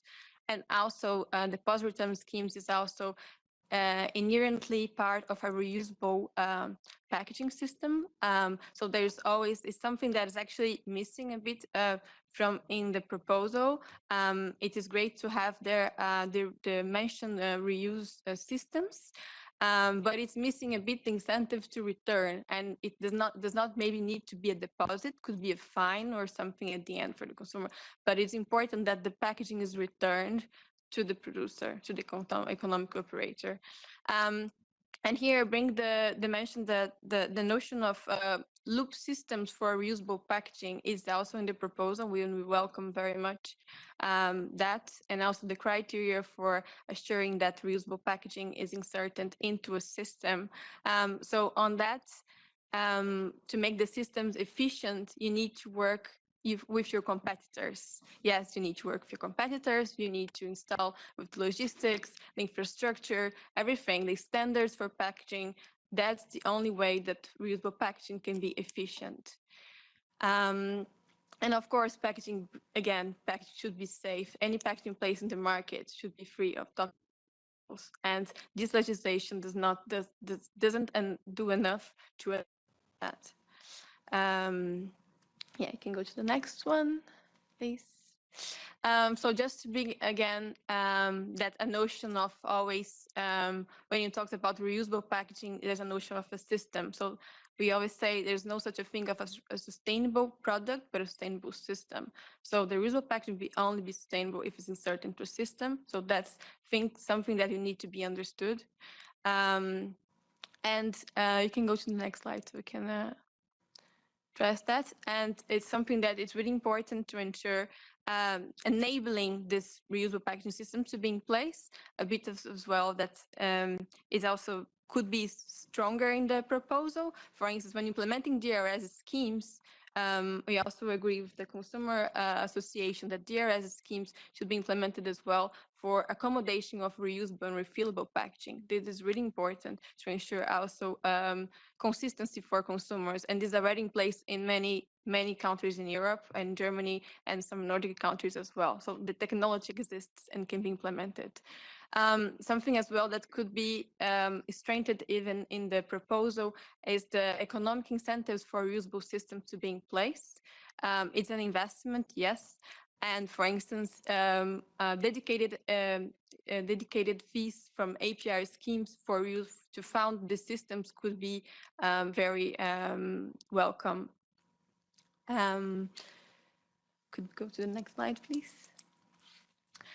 Just to end my presentation, it's something that has been a bit of around about, the recycling versus reuse that proposal is promoting. It's not promoting recycling, etc. It's not taking into account the investments in recycling, but actually, when you invest in reuse systems, you're already investing in recycling. It's a win-win because you already have your packaging back. You don't need to invest on collecting that packaging back. You have the material you put in the market, safe, high quality, everything. You have it back in the reuse system, so it's easy to go to recycling, and you have also a pure and clean recycling process afterwards. So yeah, I think industry, consumers, all players, they have only to win with this transition and nothing to be afraid about it. Thank you. Thank you very much, Larissa. On that very optimistic note, but I heard a few smiles when you said that. But I heard it from this side of the table, so I'm going to go back to the other side. I'll hand over now to Caroline Plou. Caroline is a senior manager at Mars. Today, she is speaking here in her capacity representing the Flexible Packaging Initiative. So if for those of the press here also, please do quote Caroline as the representative of the Flexible Packaging Initiative. Caroline, the floor is yours. Thanks a lot, Nicolas, and thanks, Luisela, for organizing. Hi, everyone. I thought I would start, I will disobey, I'm sorry, by presenting, not myself, but maybe the Flexible Packaging Initiative, because I appreciate that's not very known yet. So it's actually an initiative which has been created by 6 companies, Ferrero, Mars, Mondelez, Nestlé, PepsiCo, and Unilever, and was aiming really at driving circular economy for flexible packaging in Europe. And if you please go to the next slide, Luisela. So why flexible packaging? I think, I'm pretty sure if we look in the kitchen of all the persons around the room, we can find at least one flexible packaging, being, you know, around chocolate, or crisps, or if you've got the chance to have a cat or a dog, maybe your cat food or pet food will have some. And there is a simple reason for that. Actually, there is a figure that almost half of the post-consumer packaging waste in Europe is flexible packaging, so you wouldn't be alone having this. And there are simple reasons for that. This is a packaging which has excellent bioproperties, and we've been speaking about food waste. Actually, like this is a packaging which enables to preserve, protect, and have food safe product for a long time, which is like definitely something which is valuable. And it does so both in an affordable way, but also, and we've spoken quite a lot about life cycle assessment during this discussion, through a lower carbon footprint compared with equivalent materials, because simply of the nature of the packaging, which is very lightweighted. So if you please go to the next slide, thank you. Now, the thing and the concern with this packaging is that it's not widely recyclable today. And that's exactly why, as the 6 companies we have grouped together, because what we aim at is at making sure that they can be part of a circular economy. So we are basically asking to have for this flexible packaging, because every recycling will start with a good collection system. We'd like them to be properly sorted and then recycled, and I will come back on that point, and we'll touch upon chemical recycling that some of you might be familiar with. And we see all of this getting funded through EPR schemes. So as companies who are supportive of the fact of paying EPR fees, as long, of course, as the fees that we pay for flexibles go back to fund flexible infrastructures. So that was more a generic comment, but if we go to next slide, please, Luisela, then we can enter a bit more into the packaging and packaging waste regulation and what we thought as companies about it. Honestly, we welcome the proposal. We think it's a great opportunity, actually, to accelerate the transition towards circularity for flexible packaging, and we see some promising provisions in it. Well, I'm not going to quote the harmonized sorting labels. Everyone likes it. So do we. That's where it starts, you know, where the consumer places the packaging in the right bin. But equally, the eco-modulation of EPR, of course, it needs to be done in the right way, and like maybe through a net cost and having the transparency of where the money is going. But eco-modulation is definitely something we welcome. But we see that to reach its ambition, because it's a very ambitious text eventually, and to reach fully its ambition, especially when we speak about flexible packaging, there is a need for some improvement in the text. And one of them, and I started touching upon it, is probably recognizing the importance of chemical recycling and creating the regulatory certainty for chemical recycling. So I don't know if all of you in the room are familiar with that technology, but it's important to have in mind that today, chemical recycling is the only technology which enables to go from a flexible food contact packaging back into a flexible food contact packaging. So if you take a bag of crisps or a chocolate wrapper and you want it in a very circular way, we were talking about closed loop a minute ago, to come back into a chocolate wrapper or a bag of crisps, we do need chemical recycling today. And there is a willingness to invest. There have been like strong signals sent both from the demand and supply side. And really what's missing is the regulatory certainty, which we believe the packaging and packaging waste regulation can help doing. We talked about the timeline of some delegated acts. Definitely that's one where we saw the delegated act could come a bit late actually in the game to ensure that certainty. So we're calling for it to be brought forward to guarantee this. I'm not going to cover all the points, and we can raise them during question, but maybe a second one, just if I may, Nicolas, with the time allowed, is regarding the recycling targets. So we saw that like the text is putting together like recycling targets for plastic packaging. Now, reality is that these targets, usually they're addressed by member states first by recycling PET beverage bottles and rigid plastics, simply because they are easier to recycle. And actually, we think that the text can go beyond by taking this ambition beyond, for instance, by having more granular plastic packaging targets, and by splitting them, having flexible aside, so that we ensure really that, again, the different infrastructure that I was mentioning at the beginning are getting invested into. So I won't cover the other points because of the time we have, but please feel free to ask questions. And also, if you go to the last slide, Luisela, thanks a lot. You will see here that I'm referring to a website that we have created with the Flexible Packaging Initiative and on which you can find further our positions. Thanks a lot. Thank you very much, Caroline. I can assure you I have more than one flexible packaging at home. And I also take note about what you said about EPR fees, because I think we're still waiting for guidelines from the European Commission on litter cleanup costs. Giacomo, you can take this with you. So I'll now hand over to Francesca, who will be the final speaker on this panel, and then we'll open to Q&A. Francesca, well known to everybody, Secretary General of Europen. A bit of a competition here, or not, with the event you did yesterday, but the floor is yours, Francesca. Yes. Is it working? Yeah. Yeah. Good afternoon, and no, thanks very much for the kind invitation to participate in this panel debate, which is indeed very timely, exactly like the event we organized yesterday. I think, to be honest, we hope there will be indeed a lot of debates, because this sharing of knowledge, opinions, and information, I think, is absolutely crucial for the next phase of the legislative proposal as we enter now the co-decision phase. So European stands for the European Organization for Packaging and the Environment. So we represent the entire packaging supply chain, from the manufacturers of all the packaging materials, the converters, the users of packaging to sell their products onto the market.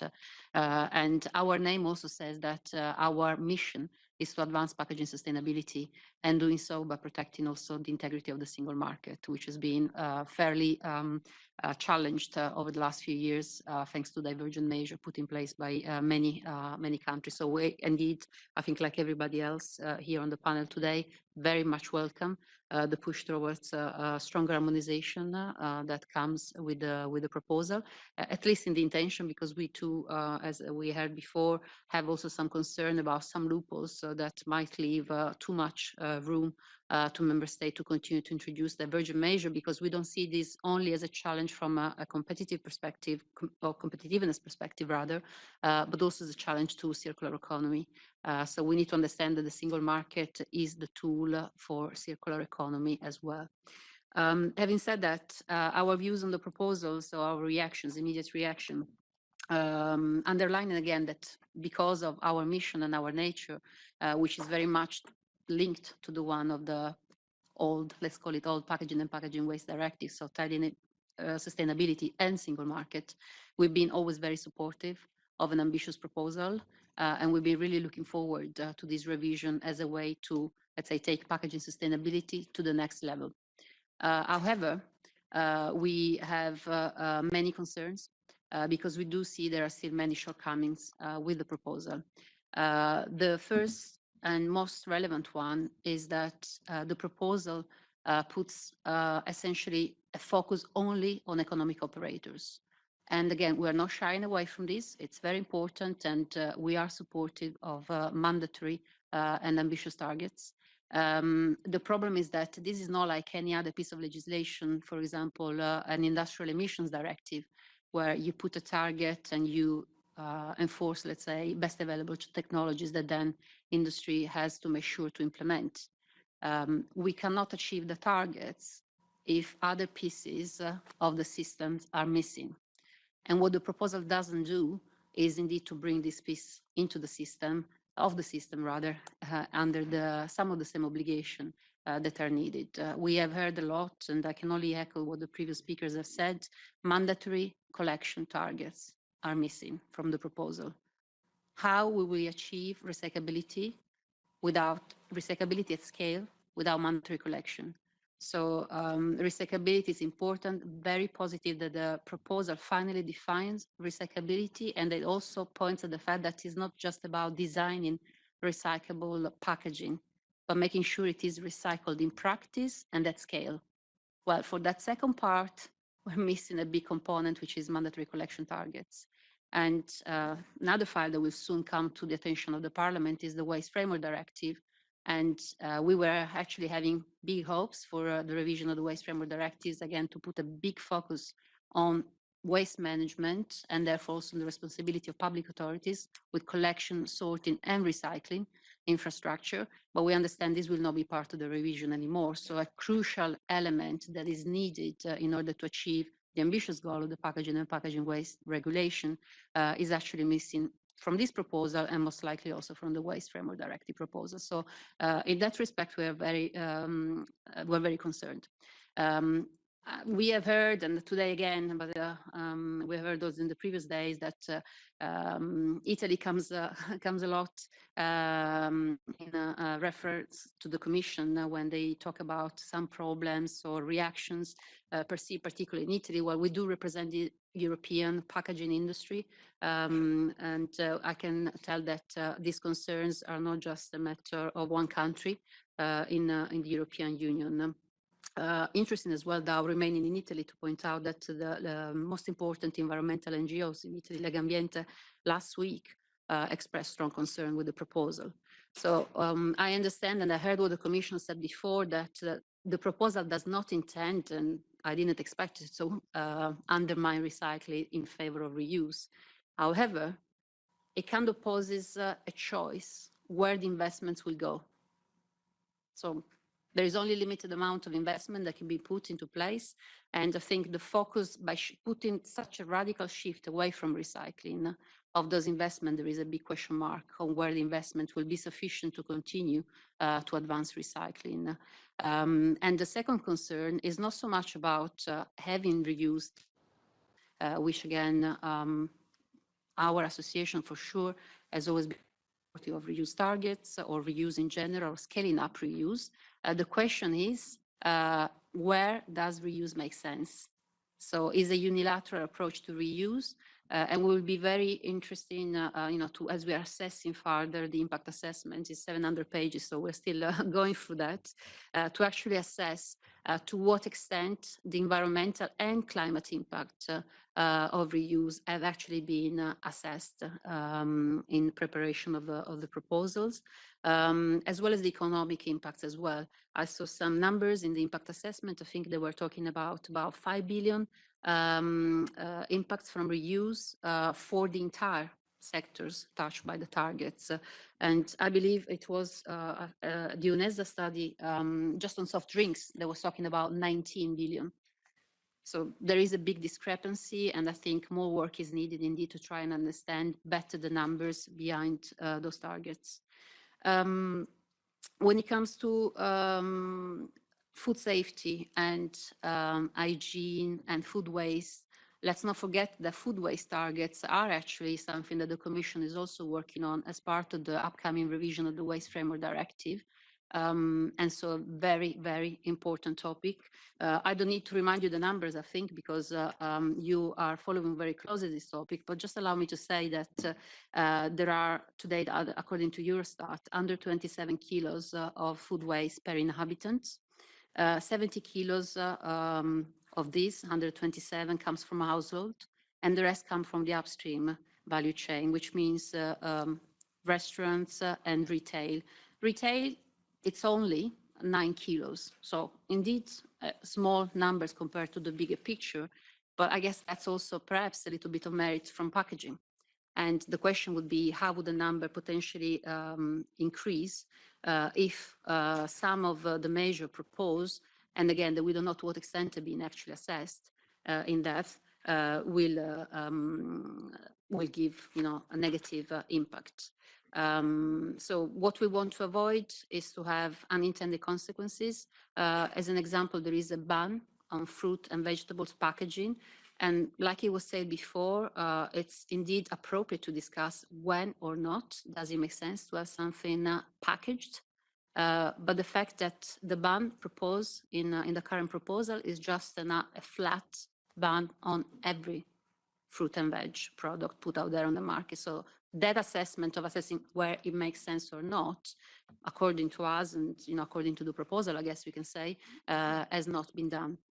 So what we would hope to have is indeed, as we move forward in the discussion and the dialogue, is indeed to work on a much thorough assessment of the potential impacts on climate, environment, economy, and also consumers, as we heard before, is an important component we should not forget about. Thank you. Thank you very much, Francesca. Again, sorry for the time. We will now give the floor to Tiberio Schmidlin. I ask everybody to stay here, and maybe Tiberio, you can do it from there. My apologies, and then we will see if we have time for one question. Or Luisella is saying that we might be able to squeeze. We can, Tiberio. Why don't you come and join us, and we squeeze here. You can, we are all moving. You can come and squeeze here next to me on my right. So Roberta, you go back to the left, and Tiberio. So just to be clear, we, as the EFF, have invited several permaps to join us today. Unfortunately, due to busy agenda, they could not join us. So thank you very much, Tiberio, for being here with us. But I just wanted to make that clear, so you don't think that we are have chosen Italy because of what Italy has said. No, we have invited several permaps to be with here. So Tiberio, thank you very much for being here. You are the Councillor, Environment and Climate Coordinator within the Italian Permanent Representation to the EU. Thank you. Thank you. Thank you for inviting me. And we will, of course, follow closely the negotiation on the revision of the EU norms on packaging and packaging waste directive. We have developed as Italy a successful model at national level that has allowed Italy to go beyond the EU recycling target for 2025. Furthermore, the packaging sector has a significant role in the Italian economy. It is crucial that consideration is paid to national experiences in the collection and recycling, and adequate flexibility is left to member states. Tool models should not be undermined. The revision comes 4 years from the last update of the Packaging and Packaging Waste Directive in 2018, and 3 years from the adoption of the SUP directive.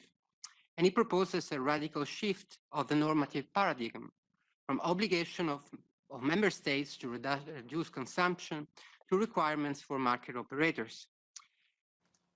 At a time of energy crisis, we need to carefully evaluate and reflect upon the impacts of the new provisions, particularly direct or indirect bans, to avoid disproportionate and unnecessary costs, also social ones. Significant investments were made by public authorities, businesses, and other actors to produce recyclable and safe products, and to implement efficient collection systems and recycling processes. Another key aspect that has been raised earlier, also the imports. Bio-based and compostable plastics and chemical recycling should not be penalized. Reuse should be assessed against its environmental and human health impact, and in the light of the most recent data. Flexibility should be left on whether to adopt DRS. Targets for member states should be evidence-based and achievable.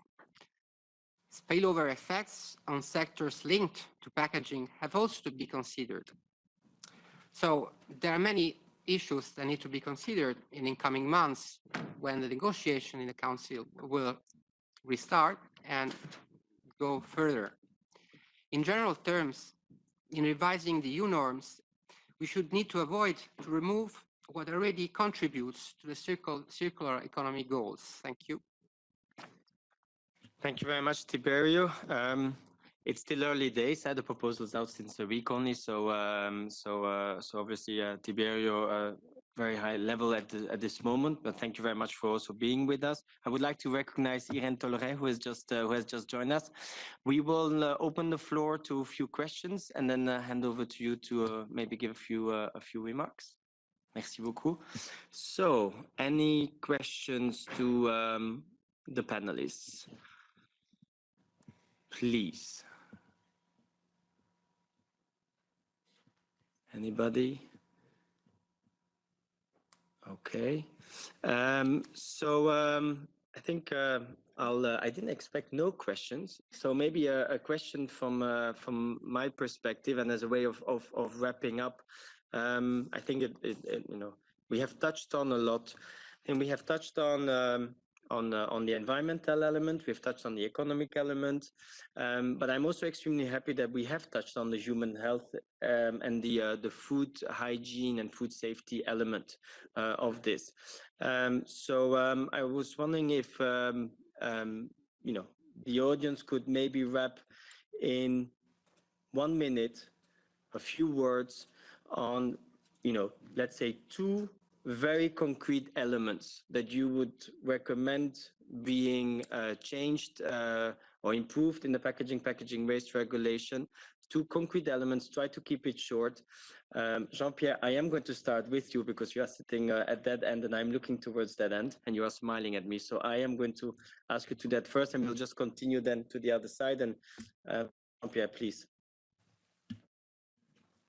Yeah, okay, I'll try to be very quick. So 2 elements. The first one is to, indeed look a bit more at the food retail aspect based on the evidence which we shared in the presentation, and we're happy to provide more where I think there are more things to be done on reuse actually. And the second point, I think, is to build on Larissa's very good points to point out the issues of chemicals in food contact materials. I think more attention needs to be given to this topic and really removing hazardous chemicals from packaging, but also other products is the key to enabling recycling actually. So it's not about distinguishing between different applications, but more about removing hazards from all products. That would really be one of our major recommendations on chemicals. Thank you. Thank you very much. Larissa, are you ready to squeeze in? Yeah. Yes, sure. So I won't mention the chemicals that Jean-Pierre already mentioned. Thank you. I reinforced the need to implement new deposit return schemes accommodating refill and reuse in the directive. As well, there are some exemptions in the directive, in the regulation that could maybe be that's not really enforceable in terms of market restriction of some packaging, so that needs to be strengthened. And just one short comment, not for improving the regulation itself, but for the cooperation among stakeholders, because reusable packaging to be a reality, you need to cooperate among themselves. We have seen that you're really good to get organized, to raise comments and the legislative process. That's great, but you can also cooperate to create solutions as well and make reuse a reality. Thank you. Thank you, Larissa. Hence why you said, it's about systems, not just the packaging. Elsa?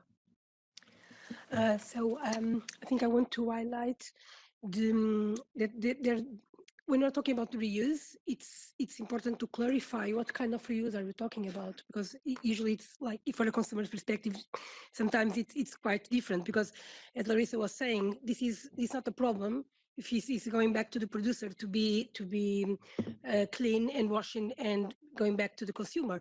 But it's completely different when we're talking about the reuse on the takeaway or the refill. This is completely different. And when I'm talking about sanitation and washing problems, it's more about the other parts. Of course, this is great. But and probably my second point is, if this makes sense to all kind of materials, this makes sense to going back to the producers, in all the countries, and even in one country, in all parts of the country. It makes sense for glass, it makes sense for cans or for PET, I'm not sure. And I want to highlight, this is quite important to have environmental impacts, considering the overall life cycle, including the number of uses time that we need, the transportation, the disinfection, the washing, the environmental impact of detergent, and so on. So this is my 2 points. Thank you, Elsa. Roberta? Well, you stole my point on the refill for takeaway, because I think that is my first comment. I want to reinforce on that, because Mr. Timmermans himself said that, you will have your coffee either through a reusable system or bringing your own cup. That doesn't work. It's not possible. As simple as that. We would never trust the population to millions of people to bring their own cup in a food service bar or restaurant or whatever. It doesn't work. So that for sure needs to be fixed. We cannot allow that to happen. It's a health hazard. It's very important to change that. And on reuse system, I actually agree with Larissa in saying that reuse systems that work are safe, but we need to create those systems that works and are safe. And we need, for example, hygiene standards for that. And the Commission Matteo Pellegrini said that before. They will provide some standards, for some standards. When? After we put in place the reuse systems? Well, that wouldn't be very intelligent. So that is one thing. And then on the bans side, which is very impactful for us, as Francesca was saying, is a flat ban. So it doesn't allow any possibility to use any single-use alternative in the case where we actually need it for hygiene reasons or for any other health and safety reasons. So it is important to keep that in mind, and to keep in mind that straight up bans and arbitrary bans are not the solution. We can talk about reduction, not bans. I will note that you called Mattia not intelligent, but that's no, that was not. Please, the press, don't quote me on that. I'm joking. Francesca? Yes, thanks. Well, very concrete, you said. So very first concrete point, mandatory collection targets for all packaging under scope of the proposal, so everything, because without that, we can't have fully recyclable packaging by 2030, so, and recycle the scale by 2035. A second one, for me, still very concrete. Let's leave the ideology out of the room when doing policy making. Yeah. So if we can, have a dialogue based on constructive discussion and leaving aside the posturing or principle on any side. So I think it's important on the industry side and NGO side and politician side. Otherwise, we'll do bad policies and with bad results for the environment. And I would say, as just my mantra has become this: circular economy is not the end goal. It's a tool to achieve climate neutrality and prevent environmental damage, in particular in the case of packaging, littering. So zero littering, climate neutrality are the end goal that circular economy help us achieve. Thanks. Thank you. I was going to say, my mantra is tackle waste, don't tackle circularity. Caroline and then Federica. Thank you. So actually, I will only have one, although my second one could have been mandatory collection. I definitely stress upon that point as well. But the one I would stress on otherwise is that I think everyone as consumers would like to have safe recycled content in their packaging, and plastic packaging in particular, as it's called out in the regulation. So would we want, as brand owners, we're ready to invest and to pay premium for this recycled content. But for this, we need the regulatory certainty around chemical recycling. It's really a must-have to be able to have like food-safe recycled contact material for plastics, apart from bottles. Thank you very much. Federica? Thank you very much.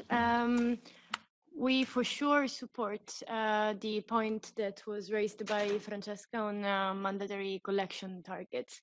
That's paramount, and it really makes understand that it's a collaborative effort. It's not only economic operators that needs to be a part of the transition towards circularity. It has to be a collaborative effort from public authorities, from consumers, and from us, and we don't shy away from that. But investment in infrastructure are needed if these targets needs to be achieved. And second, we would say probably it's difficult to pick just the three, but the enabling conditions and the unlocking of technologies for recycling, that would be paramount. There is like pending authorization for years now, and we want to push for the ability to choose what makes more sense to invest on in terms of technologies, in terms of reuse or recycling. And as was mentioned also by Francesca earlier, there is a limited amount of investment can be made. So the framework needs to allow the companies to have a flexible approach to that. Thank you very much. And now I'll final words for Tiberio and then Madame Tolleret to make some concluding remarks. Or you might say, you don't want us to be in your shoes. No, to the contrary. I heard a lot of things today, very interesting, on each representing a different point of view. It's precisely what this negotiating process should be, a process where everything is raised, everything is duly examined in order to have the best possible outcome. Thank you. Thank you, Tiberio. Madame Tolleret, thank you for your patience. I did a very bad thing in moderating and we're over time, but I hand over to you for some concluding remarks, and then I will remind people of the next events of the EFF. Thank you. Thank you very much, and sorry for the late arrival. What I heard is very similar from where I come from, is that the poly crisis that we are facing at the moment need us to act quickly, but we also need to have a lot of different legislation and tools that arrive at the same time. And obviously, on packaging and packaging waste, the legislation on what needs to be done and with what target needs to be delivered at the same time as the one that authorizes the fact that the things can be transformed into something else, and must be done at the same time as the investment necessary for the collection or the transformation of all this packaging waste needs to be done. So we need a holistic approach, which is basically one of the DNA of the European Food Forum. And we also need to deliver quick because for obvious reasons, all our waste, be it packaging, is in fact a new material that can be valorized, and it's good for the planet that we take the lead on that. And so I think that we have a lot of work to do together. And once again, I also agree, and I will conclude by stealing the fact that circular economy is a tool, but it's a very efficient tool for the European Union. And I hope that we can deliver on that with pragmatism and good sense. And I hope that this conclusion is okay for everybody. Thank you very much. Thank you very much, Madame Tolleret, for those words. So as to conclude here, just to remind you, sorry, Luisella, of the two upcoming events. In January, we are organizing a Farm to Fork fireside chat, another important topic. And then on the 7th of February, an event on pesticides. So I think of interesting dialogues coming up. If you are not a member of EFF, please do go and see Luisella. She's sitting over there. And I just wanted to clarify, you saw me on my mobile phone, but that's because Luisella and I were texting. I was not being rude to the speaker, so my apologies for that. Again, thank you very much for all of the speakers for being with us. Thank you for your patience for an additional 15 minutes, and Merry Christmas to everybody. Thank you.